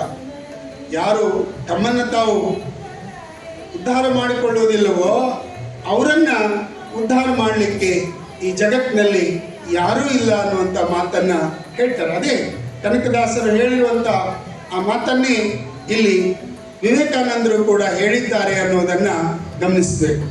ಅದಕ್ಕಾಗಿ ಕನಕದಾಸರು ಇಂಥ ಅನೇಕ ಜಾತೀಯತೆಯನ್ನು ಕುರಿತು ಅನೇಕ ಬಹಳ ಮಾರ್ಮಿಕವಾದಂಥ ಮಾತುಗಳನ್ನು ಕನಕದಾಸರು ತಮ್ಮ ಅನೇಕ ಕೀರ್ತನೆಗಳಲ್ಲಿ ಹೇಳಿದ್ದಾರೆ. ಯಾಕಂದರೆ ಸ್ವತಃ ತಾವು ಜಾತಿ ಕಾರಣವಾಗಿ ಅಪಮಾನವನ್ನು ಅವರು ಅನುಭವಿಸಿದ್ರಲ್ಲ. ಹಾಗಾಗಿ ಕುಲವೆನ್ನದಿರಿ ನಿಮ್ಮ ಕುಲದ ನೆಲೆಯನ್ನೇನಾದರೂ ಬಲ್ಲಿರ ಅಂತ ಕನಕದಾಸರು ಹೇಳ್ತಾರೆ. ಹಾಗೆ ನೋಡಿದರೆ ನಾವೆಲ್ಲ ಹುಟ್ಟಿನಿಂದ ಒಂದೇ ರೀತಿಯಾಗಿ ಹುಟ್ಟಿದ್ದೇವೆ, ಒಂದೇ ರೀತಿಯಾಗಿ ಬೆಳೀತಾ ಇದ್ದೇವೆ. ನಮ್ಮಲ್ಲಿರುವ ನಾವು ಅದೇ ನೀರು ಕುಡಿತೀವಿ, ಅದೇ ನೆಲದಲ್ಲಿ ಬದುಕ್ತೀವಿ. ಹೀಗಿರುವಾಗ ನಮ್ಮಲ್ಲಿ ಈ ಭೇದ ಏಕೆ ಅಂತ ಕನಕದಾಸರು ಕೇಳ್ತಾರೆ. ಹಾಗಾಗಿ ಈ ರೀತಿ ನಾವು ಈ ಮನುಷ್ಯರಲ್ಲಿರುವ ಭೇದವನ್ನು ತೊಡೆದು ಹಾಕಿ ನಾವೆಲ್ಲರೂ ಒಂದು ಸಮಾನರು ಅನ್ನುವಂಥ ಚಿಂತನೆಯನ್ನು ಬೆಳೆಸಿಕೊಂಡಾಗ ಕನಕದಾಸರ ಇಂಥ ಜಯಂತಿಯನ್ನು ಆಚರಿಸಿದರೆ ಅದು ಸಾರ್ಥಕ ಅನ್ನುವಂಥ ಮಾತನ್ನು ಇಲ್ಲಿ ಹೇಳಲಿಕ್ಕೆ ಬಯಸ್ತಾ ಇದ್ದೇನೆ. ಬಹುಶಃ ನನಗೆ ಕೊಟ್ಟಿರುವಂಥ ಸಮಯ ಇಲ್ಲಿಗೆ ಮುಗಿದಿದೆ ಅಂತ ಅಂದ್ಕೊಂಡಿದ್ದೇನೆ. ಇನ್ನೂ ಹೆಚ್ಚು ಮಾತನಾಡಿದರೆ ಅದು ಮತ್ತೆ ನಿಮ್ಮ ತಾಳ್ಮೆಗೆ ಅದು ಒಂದು ರೀತಿ ಪರೀಕ್ಷೆ ಮಾಡುವುದು. ನಾನು ಕಾರ್ಯಕ್ರಮದಲ್ಲಿ ನಮ್ಮೊಂದಿಗೆ ಅನೇಕ ಗಣ್ಯರು ಆಗಮಿಸಿದ್ದಾರೆ. ಶ್ರೀಮತಿ ಚಂದ್ರಕಲಾ ಕೊಟುಬಾಗಿ ಹುಬ್ಬಳ್ಳಿ ಧಾರವಾಡ ಮಹಾನಗರ ಪಾಲಿಕೆಯ ಸದಸ್ಯರು, ಹಾಗೆ ಶ್ರೀಮತಿ ನೀಲವ ಅರವಾಳದವರು ಕೂಡ ಆಗಮಿಸಿದ್ದಾರೆ. ನಮ್ಮ ಕರ್ನಾಟಕ ಕುಲಪುರಹಿತ ಆಲೂರು ವೆಂಕಟರಾವ್ ಟ್ರಸ್ಟಿನ ಮಾನ್ಯ ಅಧ್ಯಕ್ಷರಾದಂಥ ಡಾಕ್ಟರ್ ರಂಜಾನ್ ದರ್ಗಾ ಅವರು ಕೂಡ ನಮ್ಮೊಟ್ಟಿಗೆ ಇದ್ದಾರೆ. ಹಾಗೆ ಸಿಂಡಿಕೇಟ್ ಸದಸ್ಯರು ಕೃಷಿ ವಿಶ್ವವಿದ್ಯಾಲಯದ ಧಾರವಾಡದ ಶ್ರೀಯುತ ರವಿಕುಮಾರ್ ಮಾಳ್ಗೆರವರಿಗೂ ಕೂಡ ನಾನು ನಮ್ಮ ಜಿಲ್ಲಾಡಳಿತ ಕನ್ನಡ ಮತ್ತು ಸಂಸ್ಕೃತಿ ಇಲಾಖೆ ಪರವಾಗಿ ತುಂಬ ಹೃದಯದ ಸ್ವಾಗತವನ್ನು ಬಯಸ್ತೇನೆ. ಇದೀಗ ತಮ್ಮೆಲ್ಲರ ಸಮ್ಮುಖದಲ್ಲಿ ನಮ್ಮ ಸಮಾಜದ ಕರ್ನಾಟಕ ಪ್ರದೇಶ ಕುರುಬ ಸಂಘದ ಸಹ ಸಂಘಟನಾ ಕಾರ್ಯದರ್ಶಿಯಾದಂಥ ಶ್ರೀಮತಿ ರಾಜೇಶ್ವರಿ ಸಾಕಟ್ಟಿ ಮೇಡಮ್ ಒಂದೆರಡು ಮಾತುಗಳನ್ನು ಆಡಬೇಕಾಗಿ ಅವರಲ್ಲಿ ಕನಕ ಜಯಂತಿಯ ಹಾರ್ದಿಕ ಶುಭಾಶಯಗಳನ್ನು ಹೇಳ್ತಾ ಮಾತಾಡುವಂಥ ಮಾತಂತೂ ಏನಿಲ್ಲ. ಯಾಕಂದರೆ ಗೀತಾ ಮೇಡಮ್ ಅವರು ಎಲ್ಲ ಹೇಳ್ಬಿಟ್ರೆ ಆಲ್ರೆಡಿ. ಫಸ್ಟಿಗೆ ಅವ್ರು ಮಾತಾಡುವಾಗಲೇ ಅವರ ಜೀವನ ಚರಿತ್ರೆ ಕನಕದಾಸರ ಬಗ್ಗೆ ಏನು ಅವರ ಹುಟ್ಟಿನಿಂದ ಹಿಡಿದು ಅವರ ಅಂತ್ಯದವರೆಗೂ ಒಂದು ಸಣ್ಣದಾಗಿ ಹೇಳಿದರು. ಅದನ್ನು ವಿವರವಾಗಿ ಹೇಳಿದಂಥವರು ನಮ್ಮ ಬಿರಾದಾರ್. ಈ ಒಂದು ಕಾರ್ಯಕ್ರಮ ಇವತ್ತು ನನಗೆ ಸಮಾಧಾನ ಅನ್ನಿಸ್ತದೆ. ಯಾಕಂದರೆ ಅರ್ಥಪೂರ್ಣವಾದಂಥ ಕಾರ್ಯಕ್ರಮ ಯಾವಾಗಾಗ್ತದೆ ನಮ್ಮ ಸಮಾಜ ಬಾಂಧವರಿಗೆ. ಇದು ಕನಕದಾಸರು ಮತ್ತು ಬಸವಣ್ಣನವರು ಇವರೆಲ್ಲ 12ನೇ ಶತಮಾನ 15ನೇ ಶತಮಾನದಲ್ಲಿ ಹೇಳಿದಂಥ ಮಾತು ಏನು, ನಾವು ನಡ್ಕೊಳ್ತಿರುವಂಥ ರೀತಿ ಏನು, ನಮ್ಮನ್ನು ನಾವು ತಿಳ್ಕೊಳ್ಳುವಂಥ ಒಂದು ಸಮಯ ಇದು ಅಂತ. ಯಾಕಂದರೆ ಇವತ್ತು ಕನಕದಾಸರ ಕೀರ್ತನೆಗಳನ್ನು, ಕನಕದಾಸರ ತತ್ವಗಳನ್ನು ಅವರೊಬ್ಬ ಮಹಾನ್ ದಾರ್ಶನಿಕರು, ಸಂತರು, ಕವಿಗಳು. ಇಂಥ ಒಂದು ವ್ಯಕ್ತಿಯ ಒಂದು ಸಮಾಜದಲ್ಲಿ ನಾವು ಹುಟ್ಟಿದ್ದೀವಿ ಅಂದರೆ ಅವ್ರು ಹೇಳಿದ ಮಾತನ್ನು ಸ್ವಲ್ಪನಾದರೂ ನಾವು ಪಾಲಿಸೋಣ ಅನ್ನುವಂಥ ಮಾತನ್ನು ಹೇಳೋಕ್ಕೆ ಇಷ್ಟಪಡ್ತೀನಿ. ಇವತ್ತು ಕನಕದಾಸರ ಕುರಿತು ಬಾಡದ ವಿಚಾರ ಹೇಳಿದರು. ಬಾಡದಲ್ಲಿ ಒಂದು ದೊಡ್ಡ ಅರಮನೆ ನಿರ್ಮಾಣ ಆಗಿದೆ. ನಾವಿವತ್ತು ಎಷ್ಟು ಜನ ಹೋಗಿ ನೋಡಿದ್ದೀವಿ. ನಾವಿವತ್ತು ನಮ್ಮ ಇತಿಹಾಸವನ್ನು ತಿಳ್ಕೊಳ್ಳಿಲ್ಲ ಅಂದರೆ ನಮ್ಮ ಭವಿಷ್ಯವನ್ನು ಕಟ್ಟಲಿಕ್ಕೆ ದೇವರಾಣೆ ಅಂದರೂ ಸಾಧ್ಯ ಇಲ್ಲ. ನಮ್ಮ ಇತಿಹಾಸವನ್ನು ನಾವು ತಿಳ್ಕೊಳ್ಳೋಣ. ನಮ್ಮ ಪೂರ್ವಜರು ಏನು ಮಾಡಿದ್ದಾರೆ, ನಮ್ಮ ಸಮಾಜಕ್ಕೆ ಏನು ಮಾಡಿದ್ದಾರೆ, ಇಡೀ ನಮ್ಮ ಮನುಷ್ಯ ಕುಲಕ್ಕೆ ಏನು ಮಾಡಿದ್ದಾರೆ, ಅದನ್ನು ನಾವು ತಿಳ್ಕೊಂಡಾಗ ಮಾತ್ರ ನಾವು ಒಂದು ಭವ್ಯವಾದ ಒಂದು ಭವಿಷ್ಯತ್ತನ್ನು ಕಟ್ಟಲಿಕ್ಕೆ ಸಾಧ್ಯ ಇದೆ ಅನ್ನೋಂಥ ಮಾತನ್ನು ಈ ಸಂದರ್ಭದಲ್ಲಿ ಹೇಳಲಿಕ್ಕೆ ಇಷ್ಟಪಡ್ತೀನಿ. ಯಾಕಂದರೆ ಈ ಮಾತನ್ನು ಈಗ ನಮ್ಮ ಬಿರಾದಾರವರು ಕನ್ಕ್ಲೂಷನ್ಗೆ ಬಂದಾಗ ಹೇಳಿದರು, ಮಲ್ಕೊಂಡವ್ರನ್ನ ಎಚ್ಚರಿಸೋದು ಕಷ್ಟ ಅಂಥೇಳಿ. ಯಾವಾಗ ಎಷ್ಟೊತ್ತು ಮಲ್ಕೋಬೇಕು ಅಷ್ಟೊತ್ತು ಮಲ್ಕೋಬೇಕು. ಬರೀ ನಾವು ಮಲಗಿ ಇರ್ತೀವಿ, ನಾವು ಆರಾಮೇ ಇರ್ತೀವಿ ಅಂತಂದರೆ ನಾವು ಎಚ್ಚೆತ್ಕೊಳ್ಳೋದೇ ಇಲ್ಲ. ನಾವು ವಿವೇಕಾನಂದರ ಮಾತನ್ನು ಸಹಿತ ಬಿರಾದಾರ್ ಸರ್ ಭಾಳ ಅರ್ಥಪೂರ್ಣವಾಗಿ ಹೇಳಿದರು. ಈ ಒಂದು ಸಂದರ್ಭಕ್ಕೆ ನೀವೆಲ್ಲರೂ ಕೂಡಿ ಚಿಂತನೆ ಮಾಡಬೇಕು. ಈ ಒಂದು ಕನಕದಾಸರಾಯ್ತು, ಬಸವಣ್ಣನವರಾಯಿತು, ಯಾವುದೇ ಒಂದು ಜಯಂತಿಗಳು ಯಾಕೆ ಮಾಡ್ತಿದ್ದಾರೆ, ನಾವೆಲ್ಲ ಪಾಲ್ಗೊಳ್ಳೋದ್ರಿಂದ ಅದರಿಂದ ನಾವು ಏನು ಪಡ್ಕೊಳ್ಬೋದು. ಇವತ್ತು ಒಂದು 5 ಪೈಸಾದಷ್ಟಾದರೂ ನಾವು ಜ್ಞಾನ ತಗೊಂಡಿವೆ, ಕನಕದಾಸರ ಬಗ್ಗೆ ಚಿಂತನೆಗಳನ್ನ ತಿಳ್ಕೊಂಡಿವಿ. ಆ ಒಂದು ಚಿಂತನೆಗಳನ್ನು ನಾವು 4 ಮಂದಿ ಮುಂದೆ ಹಬ್ಬಿಸೋಣ.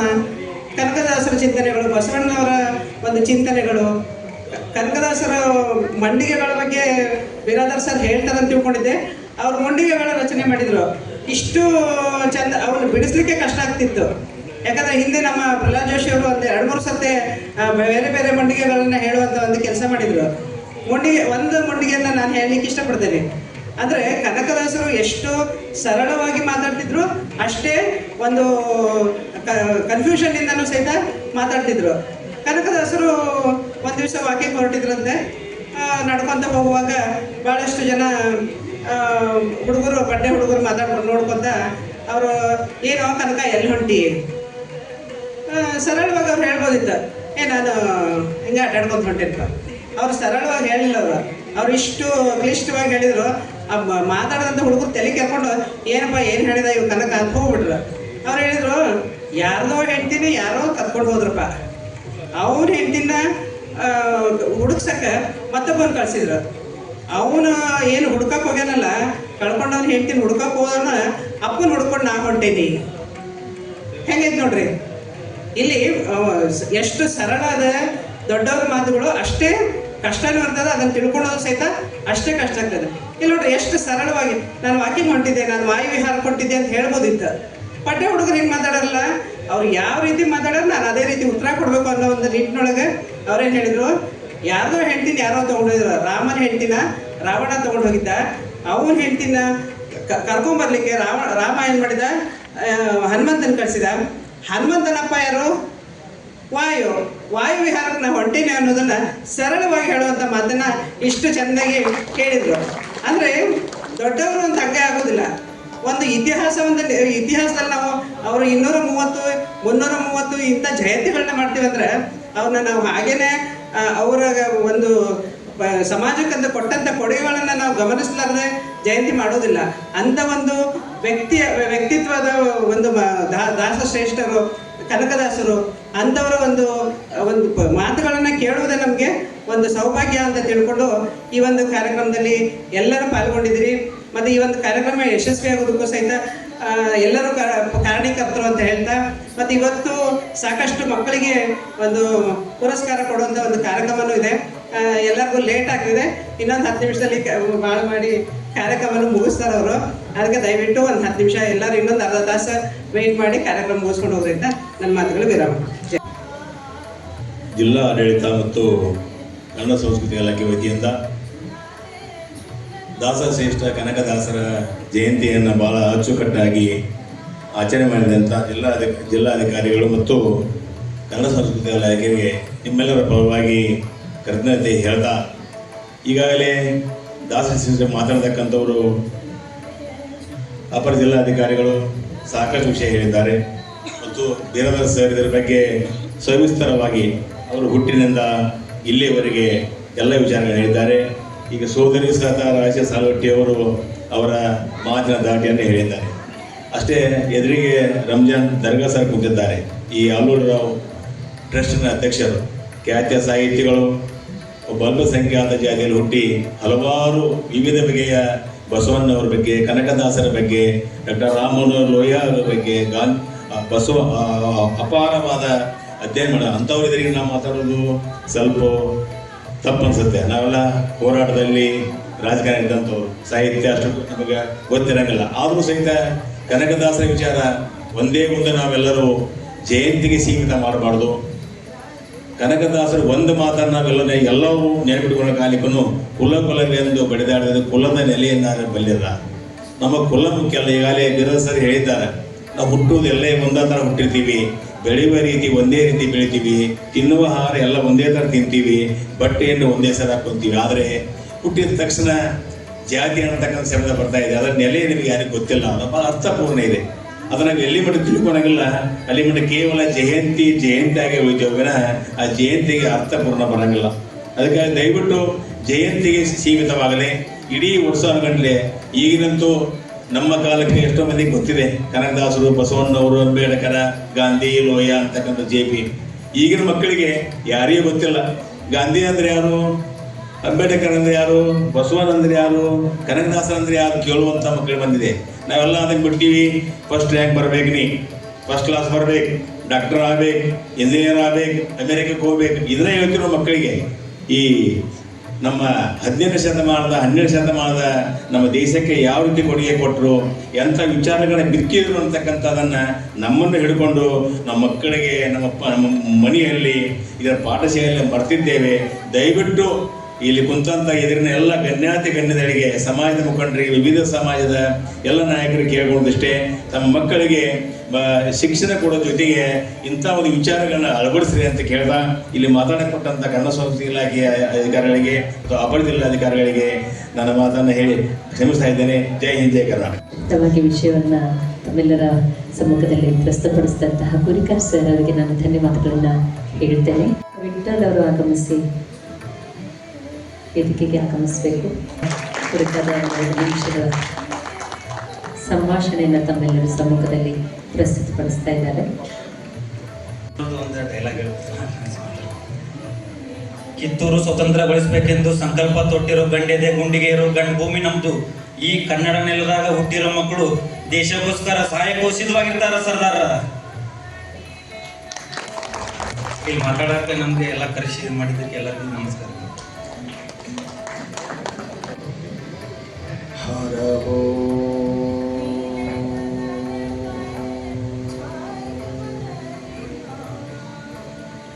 ಶಿವಹೋ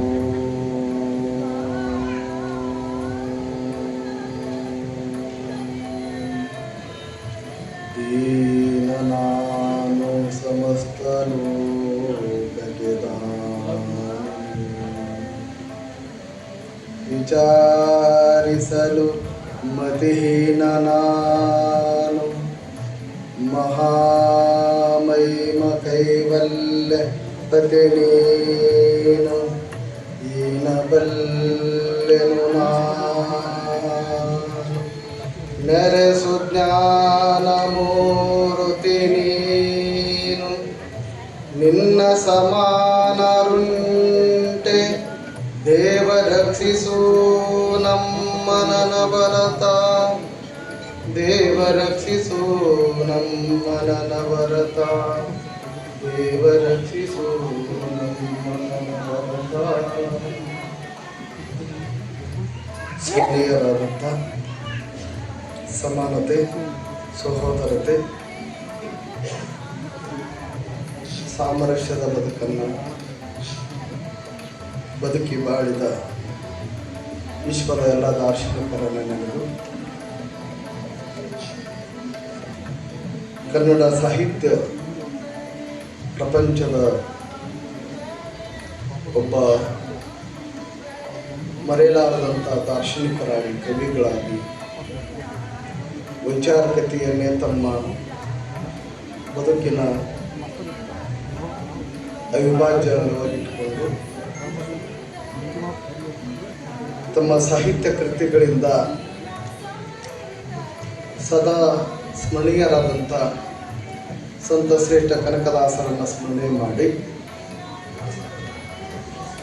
ಜಿಲ್ಲಾಡಳಿತದಿಂದ ನಮ್ಮ ಕನ್ನಡ ಮತ್ತು ಸಂಸ್ಕೃತಿ ಇಲಾಖೆ ಧಾರವಾಡ ಇವರ ಆಶ್ರಯದಲ್ಲಿ 538ನೆಯ ಕನಕ ಜಯಂತ್ಯೋತ್ಸವದ ವೇದಿಕೆ ಮೇಲಿರುವ ಗೌರವಾನ್ವಿತ ಹಿರಿಯರೇ, ಈ ಕಾರ್ಯದಲ್ಲಿ ತೊಡಗಿರುವ ಪಂಡಿತ, ಸಾಹಿತ್ಯ ಚಿಂತಕ, ಕ್ಷೇತ್ರದಲ್ಲಿರುವಂಥ ಎಲ್ಲ ಹಿರಿಯರಿಗೂ ಮತ್ತು ಈ ಜಿಲ್ಲೆಯ ಬೇರೆ ಬೇರೆ ಇಲಾಖೆಗಳಿಂದ ಬಂದಿರತಕ್ಕಂಥ ಅಧಿಕಾರ ವರ್ಗವೇ, ಬಂಧುಗಳೇ, ನಿಮಗೆಲ್ಲರಿಗೂ ಕನಕ ಜಯಂತಿ ಶುಭಾಶಯಗಳನ್ನು ಕೋರಿ, ಕನಕ ಜಯಂತಿ ಒಂದು ನಿಮಿತ್ತ ಮಾತ್ರ ನಮ್ಮೆಲ್ಲರ ನೋವುಗಳನ್ನು, ಸಂಕಟಗಳನ್ನು, ಅಸಮಾನತೆಯನ್ನು, ಮೇಲಿರಿಮೆ ಮತ್ತು ಕೀಳಿರಿಮೆಯನ್ನು,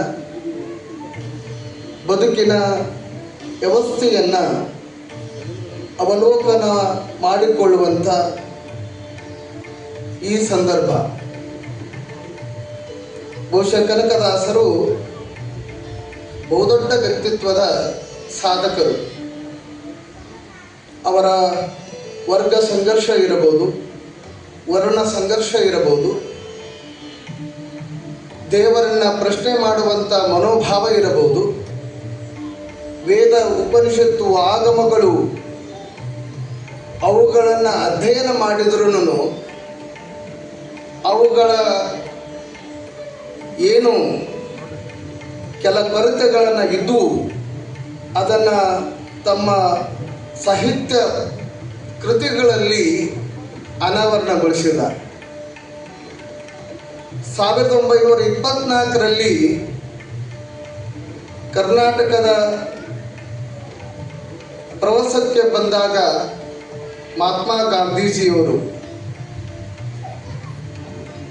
ಕರಾವಳಿ ಭಾಗಕ್ಕೆ ಬಂದಾಗ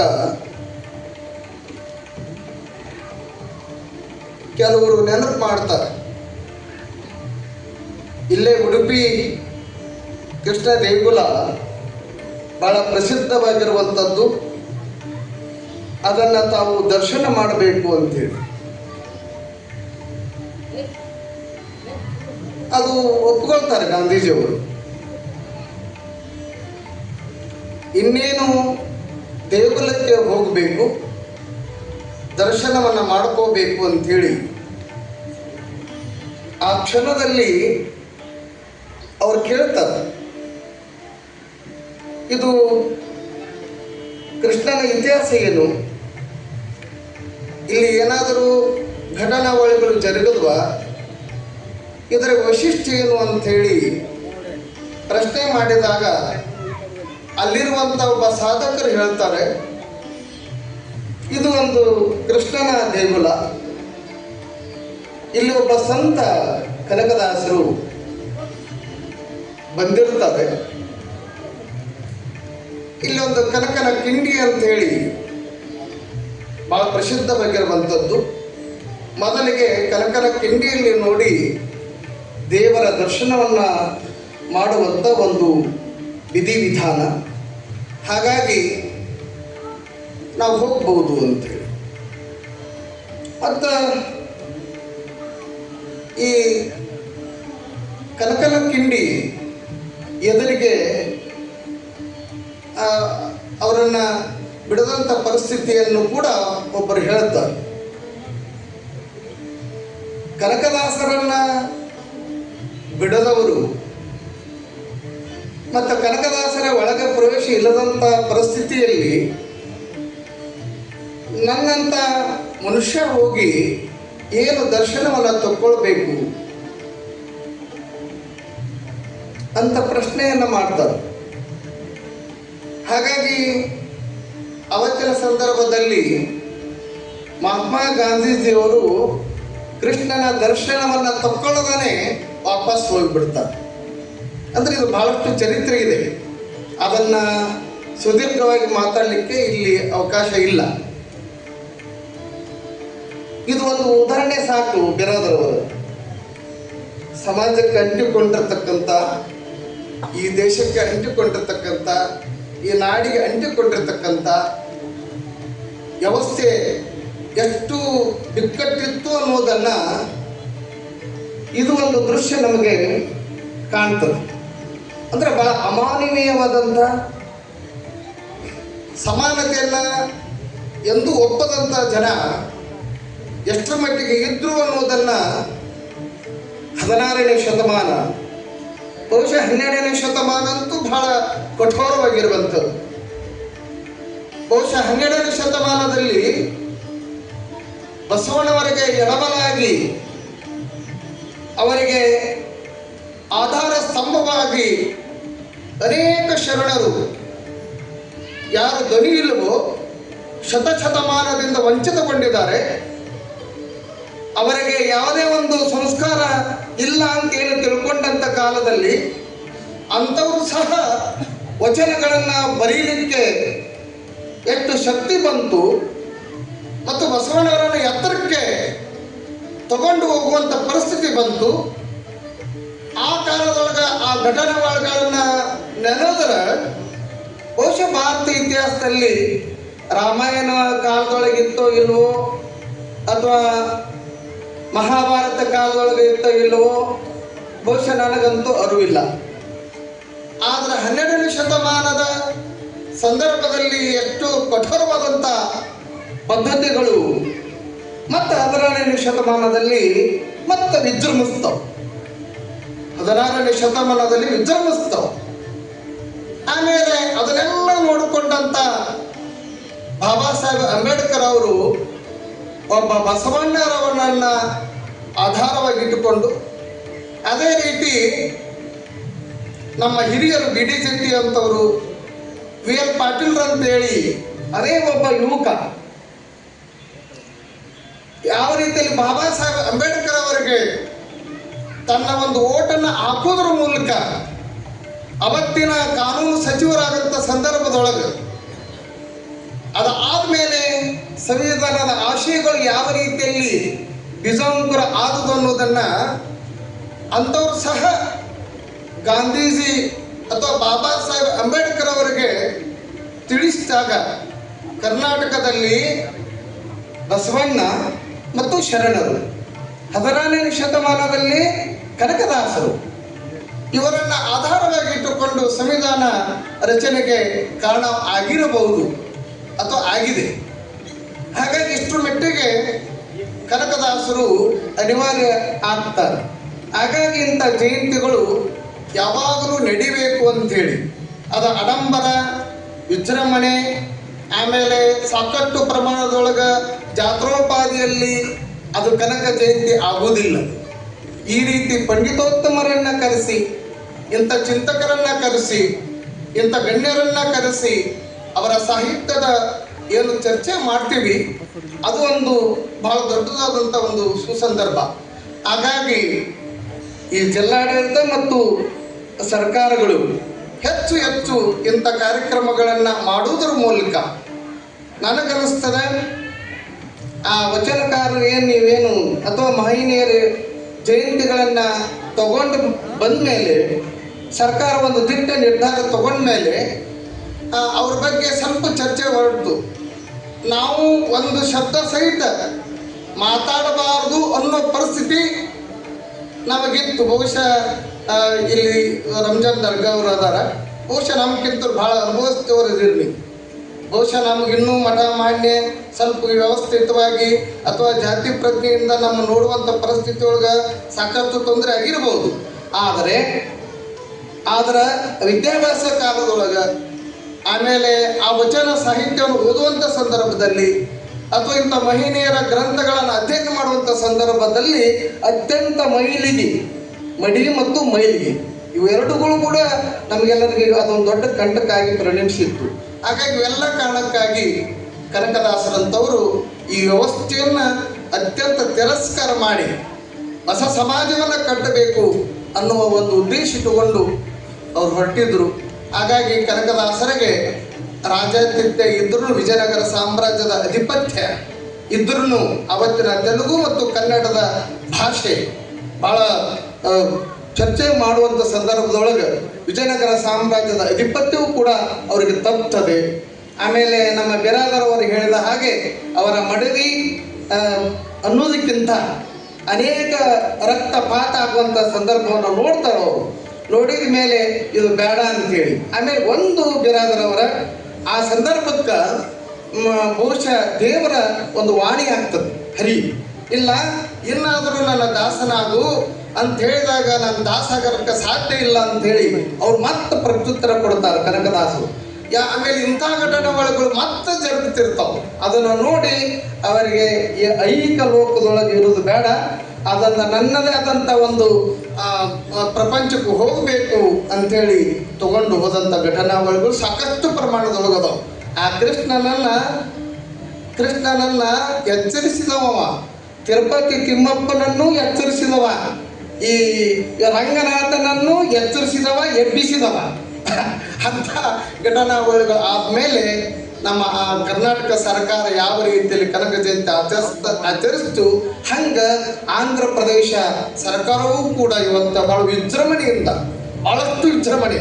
ಬಹುಶಃ ನಮಗಿಲ್ಲಿ ಮಂತ್ರಿ ಬಂದಿರಕ್ಕಿಲ್ಲ, ಜನಪ್ರತಿನಿಧಿಗಳು ಬಂದಿರಕ್ಕಿಲ್ಲ, ಆದರೆ ಆಂಧ್ರದೊಳಗಂತೂ ಇವತ್ತು ಸ್ವತಃ ಮುಖ್ಯಮಂತ್ರಿಗಳು, ಅವರ ಸಹೋದ್ಯೋಗಿಗಳು, ಆಮೇಲೆ ಜಿಲ್ಲಾ ಕೇಂದ್ರಗಳಲ್ಲಿ, ತಾಲೂಕಾ ಕೇಂದ್ರಗಳಲ್ಲಿ, ಮಂಡಲ ಪಂಚಾಯಿತಿ ವ್ಯವಸ್ಥೆಯಲ್ಲಿ ಕನಕ ಜಯಂತಿಯನ್ನು ಭಾಳ ಅರ್ಥಪೂರ್ಣವಾಗಿ ಆಂಧ್ರ ಸರ್ಕಾರವು ಕೂಡ ಆಚರಿಸುವಂಥದ್ದನ್ನು ನೋಡಿದಾಗ ಕನಕದಾಸರು ಎಷ್ಟು ದೊಡ್ಡವರು ಅನ್ನೋದನ್ನು ನಾವು ಗೊತ್ತಾಗ್ತದೆ. ಆ ದೃಷ್ಟಿಯಿಂದ ಇವತ್ತು ಜಿಲ್ಲಾಡಳಿತ ಭಾಳಷ್ಟು ಅಚ್ಚುಕಟ್ಟಾಗಿ ಕಾರ್ಯಕ್ರಮವನ್ನು ರೂಪಿಸಿದ್ದೀರಿ, ಭಾಳಷ್ಟು ವ್ಯವಸ್ಥಿತವಾಗಿ ಕಾರ್ಯಕ್ರಮವನ್ನು ಮಾಡಿದ್ದೀರಿ. ನಿಮಗೆ ಅನೇಕ ಧನ್ಯವಾದಗಳು ಹೇಳ್ತಾ, ಗಣ್ಯರಿಗೆ ಧನ್ಯವಾದಗಳು ಹೇಳ್ತಾ ಮತ್ತು ನಿಮಗೆಲ್ಲರೂ ಕೂಡ ಮತ್ತೊಮ್ಮೆ ಧನ್ಯವಾದಗಳು. ಜೈ ಬೀರೇಶ್ವರ. ಕನಕದಾಸರು ಮೋಹನ ತರಂಗಿಣಿ, ರಾಮಧ್ಯಾನ ಚರಿತ್ರೆ, ನಳ ಚರಿತ್ರೆ, ಉಗಾಭೋಗಗಳು, ಕೀರ್ತನೆಗಳು, ಮುಂಡಿಗೆಗಳು ಅವರು ಬರೆದಿದ್ರಲ್ಲ. ಆ ಸಾಹಿತ್ಯ ನಮ್ಮ ಧಾರವಾಡ ಜಿಲ್ಲೆಯೊಳಗೆ ಕರ್ನಾಟಕ ವಿಶ್ವವಿದ್ಯಾಲಯದೊಳಗೆ ಹೆಚ್ಚು ಕಡಿಮೆ ಸಂಶೋಧನೆ ಮಾಡಿದರು ಮತ್ತು ಪ್ರಕಟ ಮಾಡಿದರು ಭಾಳಷ್ಟು ಕೃತಿಗಳು. ಆಮೇಲೆ ಮೂಲ ಪ್ರತಿ ಈಗಲೂ ಕೂಡ ನಮ್ಮ ಕರ್ನಾಟಕ ವಿಶ್ವವಿದ್ಯಾಲಯದೊಳಗೆ ಅದಾವೆ. ಕನಕದಾಸರು ಏನು ಹಸ್ತಕ್ಷರದಿಂದ ಬರೆದಂಥವು ಕೂಡ ಆ ಕೃತಿಗಳು ಈಗಲೂ ಅದಾವೆ. ಆಮೇಲೆ ಹೆಚ್ಚು ಕಡಿಮೆ ಕನಕ ಅಧ್ಯಯನ ಪೀಠ ಮೊದಲಿಗೆ ಕರ್ನಾಟಕದಲ್ಲಿ ಆಗಿದ್ದು ಕರ್ನಾಟಕ ವಿಶ್ವವಿದ್ಯಾಲಯದೊಳಗನೆ. ಏನು ಅಂದ್ರೆ ಮತ್ತು ನಮ್ಮ ರೇವಣ ಸಿದ್ದೇಶ್ವರ ಮಠದಿಂದಲೂ ಕೂಡ ನಾವು ಕನಕ ಪಂಚಮಿ ಅಂತ ಮಾಡ್ತೀವಿ 5 ದಿವಸ, ಸುಮಾರು 25 ವರ್ಷದಿಂದ. ಅವೆಲ್ಲ ಕಾರಣಕ್ಕಾಗಿ ಭಾಳಷ್ಟು ಕಾರ್ಯಕ್ರಮಗಳು. ಮತ್ತು ಕನಕದಾಸರ ಜನ್ಮಸ್ಥಳ ಧಾರವಾಡ ಜಿಲ್ಲೆನೇ, ಈಗ ಹಾವೇರಿ ಜಿಲ್ಲೆ. ಹಾಗಾಗಿ ಈ ಕೃತಿಗಳ ಬರೆದಿದ್ದು ಕನಕದಾಸರ ವ್ಯಕ್ತಿತ್ವ ವಿಕಾಸ ಆಗಿದ್ದು ನಮ್ಮ ಧಾರವಾಡ ಜಿಲ್ಲೆಗೆ ಇರುವುದರಿಂದ. ಆಮೇಲೆ ಕರ್ನಾಟಕ ಸರ್ಕಾರ ಮಹಿಳೆಯರ ಹೆಸರು ಇಡಬೇಕು ವಿಶ್ವವಿದ್ಯಾಲಯಗಳಿಗೆ ಅಂತೇಳಿ ಒಂದು ಚರ್ಚೆ ನಡೆದಿದೆ. ಅದಕ್ಕಾಗಿ ಕರ್ನಾಟಕ ವಿಶ್ವವಿದ್ಯಾಲಯಕ್ಕೆ ಕನಕದಾಸರ ನಾಮಕರಣ ಆಗಬೇಕು ಅಂತ ಏನು ನಿಮ್ಮ ಮಾಳ್ಗೇರವರು, ನೀವು ಮಾಜಿ ಸಿಂಡಿಕೇಟ್ ಮೆಂಬರ್ ಇದ್ದೀರಿ. ಅದಕ್ಕೆ ಆ ದೃಷ್ಟಿಯಿಂದ ನಾವೆಲ್ಲರೂ ಕೂಡ ಜಿಲ್ಲಾ ಆಡಳಿತದ ಪರವಾಗಿ ನಡೆದಿರುವಂಥ ಕನ್ನಡ ಮತ್ತು ಸಂಸ್ಕೃತಿ ಇಲಾಖೆಯಿಂದ ದಾಸಶ್ರೇಷ್ಠ ಕನಕದಾಸರ ಜಯಂತಿಯ ಈ ಶುಭ ಸಂದರ್ಭದಲ್ಲಿ ತಮ್ಮೆಲ್ಲರಿಗೂ ಕನಕದಾಸ ಜಯಂತಿಯ ಹಾರ್ದಿಕ ಶುಭಾಶಯವನ್ನು ಕೋರ್ತಾ ಇದ್ದೇನೆ. ಇವತ್ತಿನ ಕಾರ್ಯಕ್ರಮದ ವೇದಿಕೆ ಮೇಲಿರುವಂಥ ಪೂಜ್ಯ ಡಾಕ್ಟರ್ ಬಸವರಾಜ ದೇವರವರೇ ಹಾಗೂ ಹಿರಿಯರಾದಂಥ ಐಜಿನ್ ಸಂಧಿಯವರೇ, ಅಧ್ಯಕ್ಷತೆ ವಹಿಸಿರುವಂತಹ ಶ್ರೀ ಅರವಿಂದ್ ಬೆಲ್ಲದವರೇ, ಹಿರಿಯರಾದಂಥ ಶ್ರೀಮತಿ ಯಲ್ಲಮ್ಮ ನಾಯ್ಕರ್ ಧಾರವಾಡ ಜಿಲ್ಲಾ ಕುರುಬ ಸಂಘದ ಅಧ್ಯಕ್ಷರು, ಶ್ರೀಮತಿ ರಾಜೇಶ್ವರಿ ಸಾಲಗಟ್ಟಿಯವರೇ ಹಾಗೂ ದೇವರಾಜ್ ಕಂಬಳಿ ಅವರೇ, ಐಜಿ ಸಂಧಿ ಸಾಹೇಬ್ರೆ, ನಾಗರಾಜ್ ಗುರಿಕಾರ್ ಅವರೇ ಹಾಗೂ ಉಳಿದೆಲ್ಲ ಶ್ರೀಮತಿ ಗೀತಾ ಅವರೇ, ಅಪರ ಜಿಲ್ಲಾಧಿಕಾರಿಗಳು ಮತ್ತು ಎಲ್ಲ ಹಿರಿಯರು, ಬೇರೆ ಬೇರೆ ಕಾರ್ಯಕ್ರಮಗಳಲ್ಲಿ ಭಾಗವಹಿಸಿ ಇಲ್ಲೇ ಬರಲಿಕ್ಕೆ ತಡ ಆಯಿತು. ಹಾಗಾಗಿ ತಮ್ಮೆಲ್ಲರ ಕ್ಷಮೆಯನ್ನು ಕೋರ್ತಾ ಇವತ್ತಿನ ಈ ಕಾರ್ಯಕ್ರಮದಲ್ಲಿ ಭಾಳಷ್ಟು ಸಮಯ ಆಗಿರುವುದರಿಂದ ನಾನು ಭಾಳ ಮಾತಾಡಲಿಕ್ಕೆ ಹೋಗುವುದಿಲ್ಲ. ಕನಕದಾಸರು ಕನ್ನಡ ಭಾಷೆಯಲ್ಲಿ ಅತ್ಯಂತ ಸಂಗೀತದ ಮೂಲಕ ಅವರು ದಾಸರ ಪದ ಅಂತೇನು ಹೇಳ್ತೀವಿ, ಆ ದಾಸರ ಪದಗಳ ಮೂಲಕ ಸಂದೇಶವನ್ನು ಕೊಡ್ತಾ ಜನರಿಗೆ ಸರಳವಾದಂಥ ಒಂದು ಸಂದೇಶವನ್ನು ತಲುಪಿಸುವಂಥ ಪ್ರಯತ್ನವನ್ನು ಆ ಕಾಲದಲ್ಲಿ ಮಾಡಿದರು. ನಮ್ಮೆಲ್ಲರಿಗೂ ಗೊತ್ತಿರುವಂತೆ ಅವರು ಬಾಡವನ್ನು ಕೇಂದ್ರವಾಗಿ ಇಟ್ಟುಕೊಂಡು ಅವರು ತಮ್ಮ ಕಾರ್ಯವನ್ನು ಮಾಡ್ತಾಯಿದ್ರು. ಅದಕ್ಕೆ ದಂಡ ನಾಯಕರಾಗಿದ್ದರು. ಅದಾದ ನಂತರ ಯುದ್ಧದಲ್ಲಿ ಆದಂಥ ಹರಿದಂಥ ರಕ್ತ ಮತ್ತು ಅದಾದ ನಂತರ ಅವರಿಗೆ ಜೀವನದಲ್ಲಿ ಒಂದು ಪರಿವರ್ತನೆ ವೈರಾಗ್ಯ ಉಂಟಾಗ್ತದೆ ಅನ್ನುವಂಥ ಒಂದು ಇತಿಹಾಸದ. ಅದಾದ ನಂತರ ಈ ಸಾಹಿತ್ಯ ಮತ್ತು ಭಕ್ತಿಯ ಕ್ಷೇತ್ರಗಳಲ್ಲಿ ಅವರು ಬಹಳಷ್ಟು ಆಸಕ್ತಿಯನ್ನು ತೆಗೆದುಕೊಂಡು ಎಲ್ಲವನ್ನು ಬಿಟ್ಟು ಹರಿಭಕ್ತಿಯಲ್ಲಿ ಅವರು ತಲ್ಲೀನರಾಗ್ತಾರೆ. ಅದಾದ ನಂತರ ಮೋಹನ ತರಂಗಿಣಿ, ನಳಚರಿತ್ರೆ, ರಾಮಧಾನ್ ಚರಿತ್ರೆ, ರಾಮಧಾನ್ಯ ಚರಿತ್ರೆ, ಹರಿಭಕ್ತಿ ಸಾಗರ, ನರಸಿಂಹಸ್ತವ ಈ ಕೃತಿ ಈಗ ಲಭ್ಯ ಇಲ್ಲ. ಎಲ್ಲ ಕೃತಿಗಳನ್ನು ಅವರು ಬರೆದರು. ಮತ್ತು ಅದಾದ ನಂತರದ ದಿವಸಗಳಲ್ಲಿ ಮುಂದೆ ಅವರು ವಿಶೇಷವಾಗಿ ಆ ಕಾಲದಲ್ಲಿಯೂ ಇದ್ದಂತಹ ಜಾತಿಯ ಪದ್ಧತಿಯ ವಿರುದ್ಧವಾಗಿ ಏನು ಮೇಲ್ಜಾತಿ ಕೀಳ್ಜಾತಿ ಅನ್ನುವಂಥ ಒಂದು ಆ ಸಂದರ್ಭದಲ್ಲಿ ಇತ್ತು. ಈಗೂ ಕೆಲವು ಕಡೆ ದುರ್ದೈವದಿಂದ ಇದೆ, ಅದು ಪೂರ್ತಿ ಹೋಗಿದೆ ಅಂತಲ್ಲ, ಆದರೆ ಆ ಕಾಲದಲ್ಲಿ ಭಾಳಷ್ಟು ಜಾಸ್ತಿ ಇದ್ದಂಥ ಸಂದರ್ಭದಲ್ಲಿ ಭಗವಂತ ಯಾರು ಹರಿಯಲ್ಲಿ ಭಕ್ತಿಯನ್ನು ಕಾಣ್ತಾರ ಅವರಿಗೆ ಯಾವುದು ಮೇಲು ಇಲ್ಲ ಕೇಳು ಇಲ್ಲ ಅಂಥೇಳಿ ತಮ್ಮ ಅನೇಕ ದಾಸ ಪರಂಪರೆಯಲ್ಲಿ ಏನು ಇವತ್ತು ನಾವು ಹಾಡನ್ನು ಹಾಡ್ತೀವಿ ಅದರಲ್ಲಿ ಸ್ಪಷ್ಟವಾದಂತಹ ಸಂದೇಶವನ್ನು ಕೊಟ್ಟಂಥವರು ಕನಕದಾಸರು. ನಲಿಕೇಶವನ ಹೆಸರಿನಲ್ಲಿ ತಮ್ಮೆಲ್ಲ ಪದಗಳನ್ನು ಅವರು ಬರೆದಿದ್ದರು. ಅದರಲ್ಲಿ ಭಾಳ ಮುಖ್ಯವಾದದ್ದು ಅಂತಂದರೆ ಅವರು ಎಲ್ಲ ಸಂದರ್ಭದಲ್ಲಿ ವೈರಾಗ್ಯದ ಬಗ್ಗೆನೇ ಮಾತನಾಡಿದ್ರು ಸಹಿತ ಒಂದೇ ಒಂದು ಸಂದರ್ಭದಲ್ಲಿ ಅವರು ಹಣೆ ಬರದ ಬಗ್ಗೆ ಮಾತನಾಡಿದರು. ನಾನು ಭಾಳ ಕಡೆ ಹೇಳಿರ್ತೀನಿ ಅದನ್ನು, ಯಾಕಂದರೆ ನನಗೆ ಬಹಳ ಮನಸ್ಸಿಗೆ ತಟ್ಟಿದ್ದದು. ರಾಜಕೀಯ ಕ್ಷೇತ್ರದಲ್ಲಿರೋರಿಗೆ ಅದು ಭಾಳ ಮನಸ್ಸಿಗೆ ತಟ್ಟಿದ್ದದು. ಕಷ್ಟಪಟ್ಟರೂ ಇಲ್ಲ, ಕಳವಳಿಸಿದರೂ ಇಲ್ಲ, ಕಡು ಜಾನನಾದರೂ ಇಲ್ಲ, ಬೆಟ್ಟವನೇ ಕಿತ್ತಿ ತಂದಿದ್ದರೂ ಇಲ್ಲ, ಸೃಷ್ಟೀಶ ಆದಿನಲ್ಲಿ ಕೇಶವ ಕೊಟ್ಟವನಿಗೆ ಉಂಟು ಕೊಡದದ್ದವನಿಗೆ ಇಲ್ಲ ಅಂತೇಳಿ ಅವರು ಹೇಳಿದ್ದಾರೆ. ಹಾಗಾಗಿ ನಾ ಯಾಕೆ ರಾಜಕೀಯಕ್ಕೆ ಯಾರ ಕಡೆ ಇರ್ತದ ಮೋಹ ಅನ್ನೋದಾದ್ರೆ ರಾಜಕೀಯದೊಳಗಿರೋರಿಗೆ ಭಾಳ ಸ್ವಲ್ಪ ಇದು ಟಿಕೆಟ್ ಸಿಕ್ಕಿಲ್ಲ ಅಂತ ಅಂದ್ಕೊಂಡೆ ಒಂದು ನಮ್ಮನೆ ಮತ್ತು ಅದು ಇಲೆಕ್ಷನ್ ಬಂತಂದ್ರೆ ನಮಗರೆ ಯಾಕೆ ಇಲೆಕ್ಷನ್ ಬರ್ತದ ಅಂತ ಅನಿಸ್ಬಿಡ್ತೀವಿ. ಈಗ ಗ್ರಾಜುಯೇಟ್ ಕಾನ್ಸ್ಟಿಟ್ಯೂನ್ಸಿ ಇಲೆಕ್ಷನ್ ಬಂದ ತಲೆ ಕಟ್ಟು ಹೋಗ್ಬಿಟ್ಟ. ಕಾರ್ಪೊರೇಷನ್ ಇಲೆಕ್ಷನ್ ಬಂದ್ರಂತೂ ಸತ್ತ ಹೋದೇವು ನಾವು ಅಂತ ತಿಳ್ಕೊಂಡು. ಯಾಕಂದ್ರೆ ಒಂದು 106 ಮಂದಿನ ಕರ್ಕೊಂಡು ಇರೋ ಒಂದು 80 ಸೀಟ್ ಇರ್ತಾವೆ. ಒಂದು 80 ಸೀಟಿಗೆ ಒಂದು ಕನೆಕ್ಟ್ ಇಲ್ಲ ಅಂದ್ರೆ ಒಂದು 2,000 ಮಂದಿ ಬರ್ತಾರೆ ಟಿಕೆಟ್ಗೆ. ಅವ್ರ ಜೊತೆಗೆ ಒಬ್ಬರು ಒಂದು 2,000 ಮಂದಿನ ಕರ್ಕೊಂಡು ಬರ್ತಾರೆ. ಹಿಂಗಾಗಿ ಅಳುವುದೇನು ಕರೆಯುವುದೇನು, ಕೆಲವರಂತೂ ಚುಮಣಿ ಪೆಟ್ರೋಲ್ ಬೆಂಗಾಲ್ ಹಾಕೊಂಡ್ಬಿಡ್ತಾರೆ, ಟಿಕೆಟ್ ಕೊಟ್ಟಿಲ್ಲ ಆದ್ರೆ ನಾವು ಇಲ್ಲೇ ಸಾಯ್ತೀವಿ ಅಂತ. ಅದನ್ನಿದ್ದವ್ರಿಗೆ ನಾ ಇದನ್ನ ಹೇಳ್ತೇನೆ, ಕಷ್ಟಪಟ್ಟರೂ ಇಲ್ಲ, ಕಳವಳಿಸಿದರೂ ಇಲ್ಲ, ಕಡು ಜಾಣನಾದರೂ ಇಲ್ಲ, ಬೆಟ್ಟವನಿಗೆ ಕಿತ್ತಿ ತಂದಿದ್ದರೂ ಇಲ್ಲ, ಸೃಷ್ಟೀಶ ಆದಿನಲ್ಲಿ ಕೇಶವ ಕೊಟ್ಟವನಿಗೆ ಹುಟ್ಟು ಕೊಡದಿದ್ದವನಿಗೆ ಇಲ್ಲ ಅಂತ. ಅಂಥ ಒಂದು ದಾಸ ವರೆಣ್ಯರಾದಂಥ ದಾಸರಂದರೆ ಕನಕದಾಸರಯ್ಯ ಅಂತ ಹೇಳಿದಂಥ ಒಂದು ಈ ನಾಡಿನಲ್ಲಿ ಅವರ ಸದಾಕಾಲಕ್ಕೂ ಇಲ್ಲೇ ಬಂದು ಅಥವಾ ಬಾಡಕ್ಕೆ ಹೋಗ್ಯನೋ ಅಥವಾ ಇನ್ನೆಲ್ಲೋ ಹೋಗಿ ನಾವು ಭಾಷಣ ಮಾಡಿಬಿಟ್ರಲ್ಲ, ಜೀವನದಲ್ಲಿ ಸ್ವಲ್ಪ ಆದರೂ ಸಹಿತ ಕನಿಷ್ಠ ಪಕ್ಷ ನನ್ನ ವೈಯಕ್ತಿಕ ಜೀವನದಲ್ಲಿ ನಾನು ಕೆಲವು ಪಾಲನೆಗಳನ್ನು ಮಾಡ್ತೇನೆ. ನಾನು ಮೇಲು ಕೀಳು ಸ್ಪರ್ಶ ಈ ಭಾವನೆಯಿಂದ ದೂರ ಆಗಿ ನಾನು ಸಮಾಜವನ್ನು ಸದೃಢ ಸಮಾಜವನ್ನು ಕಟ್ಟಲಿಕ್ಕೆ ನಿಲ್ತೇನೆ ಅನ್ನುವಂಥ ಒಂದು ಮಾನಸಿಕತೆ, ಸ್ವಚ್ಛ ಸಾರ್ವಜನಿಕ ಬದುಕು, ಇವನ್ನೆಲ್ಲ ಇಟ್ಟುಕೊಳ್ಳೋದು ವೈಯಕ್ತಿಕ ಬದುಕು. ಅದು ಕನಕದಾಸರಿಗೆ ನಾವು ಭಕ್ತಿಯಿಂದ ಅರ್ಪಿಸುವಂಥ ಒಂದು ಹರಿಭಕ್ತಿ ಅಂತ ಭಾವಿಸಿ ಭಾಳಷ್ಟು ಸಮಯ ಆಗಿದ್ದರಿಂದ ನಾನು ಜಾಸ್ತಿ ಮಾತಾಡಲಿಕ್ಕೆ ಹೋಗಲಾರದೆ ನಾನು ಮಾತಾಡೋದೇ ಇಲ್ಲ ಅಂತ ಹೇಳಿದೆ. ಕನಕದಾಸರ ಭಾವಚಿತ್ರಕ್ಕೆ ಭಕ್ತಿ ಅರ್ಪಣೆ ಮಾಡಿ ಹೋಗ್ತೇನೆ ಅಂತ. ಅದರ ಮಾತು 2 ನಿಮಿಷ ಮಾತಾಡ್ರಿ ಅಂತ ಹೇಳಿದ್ರು.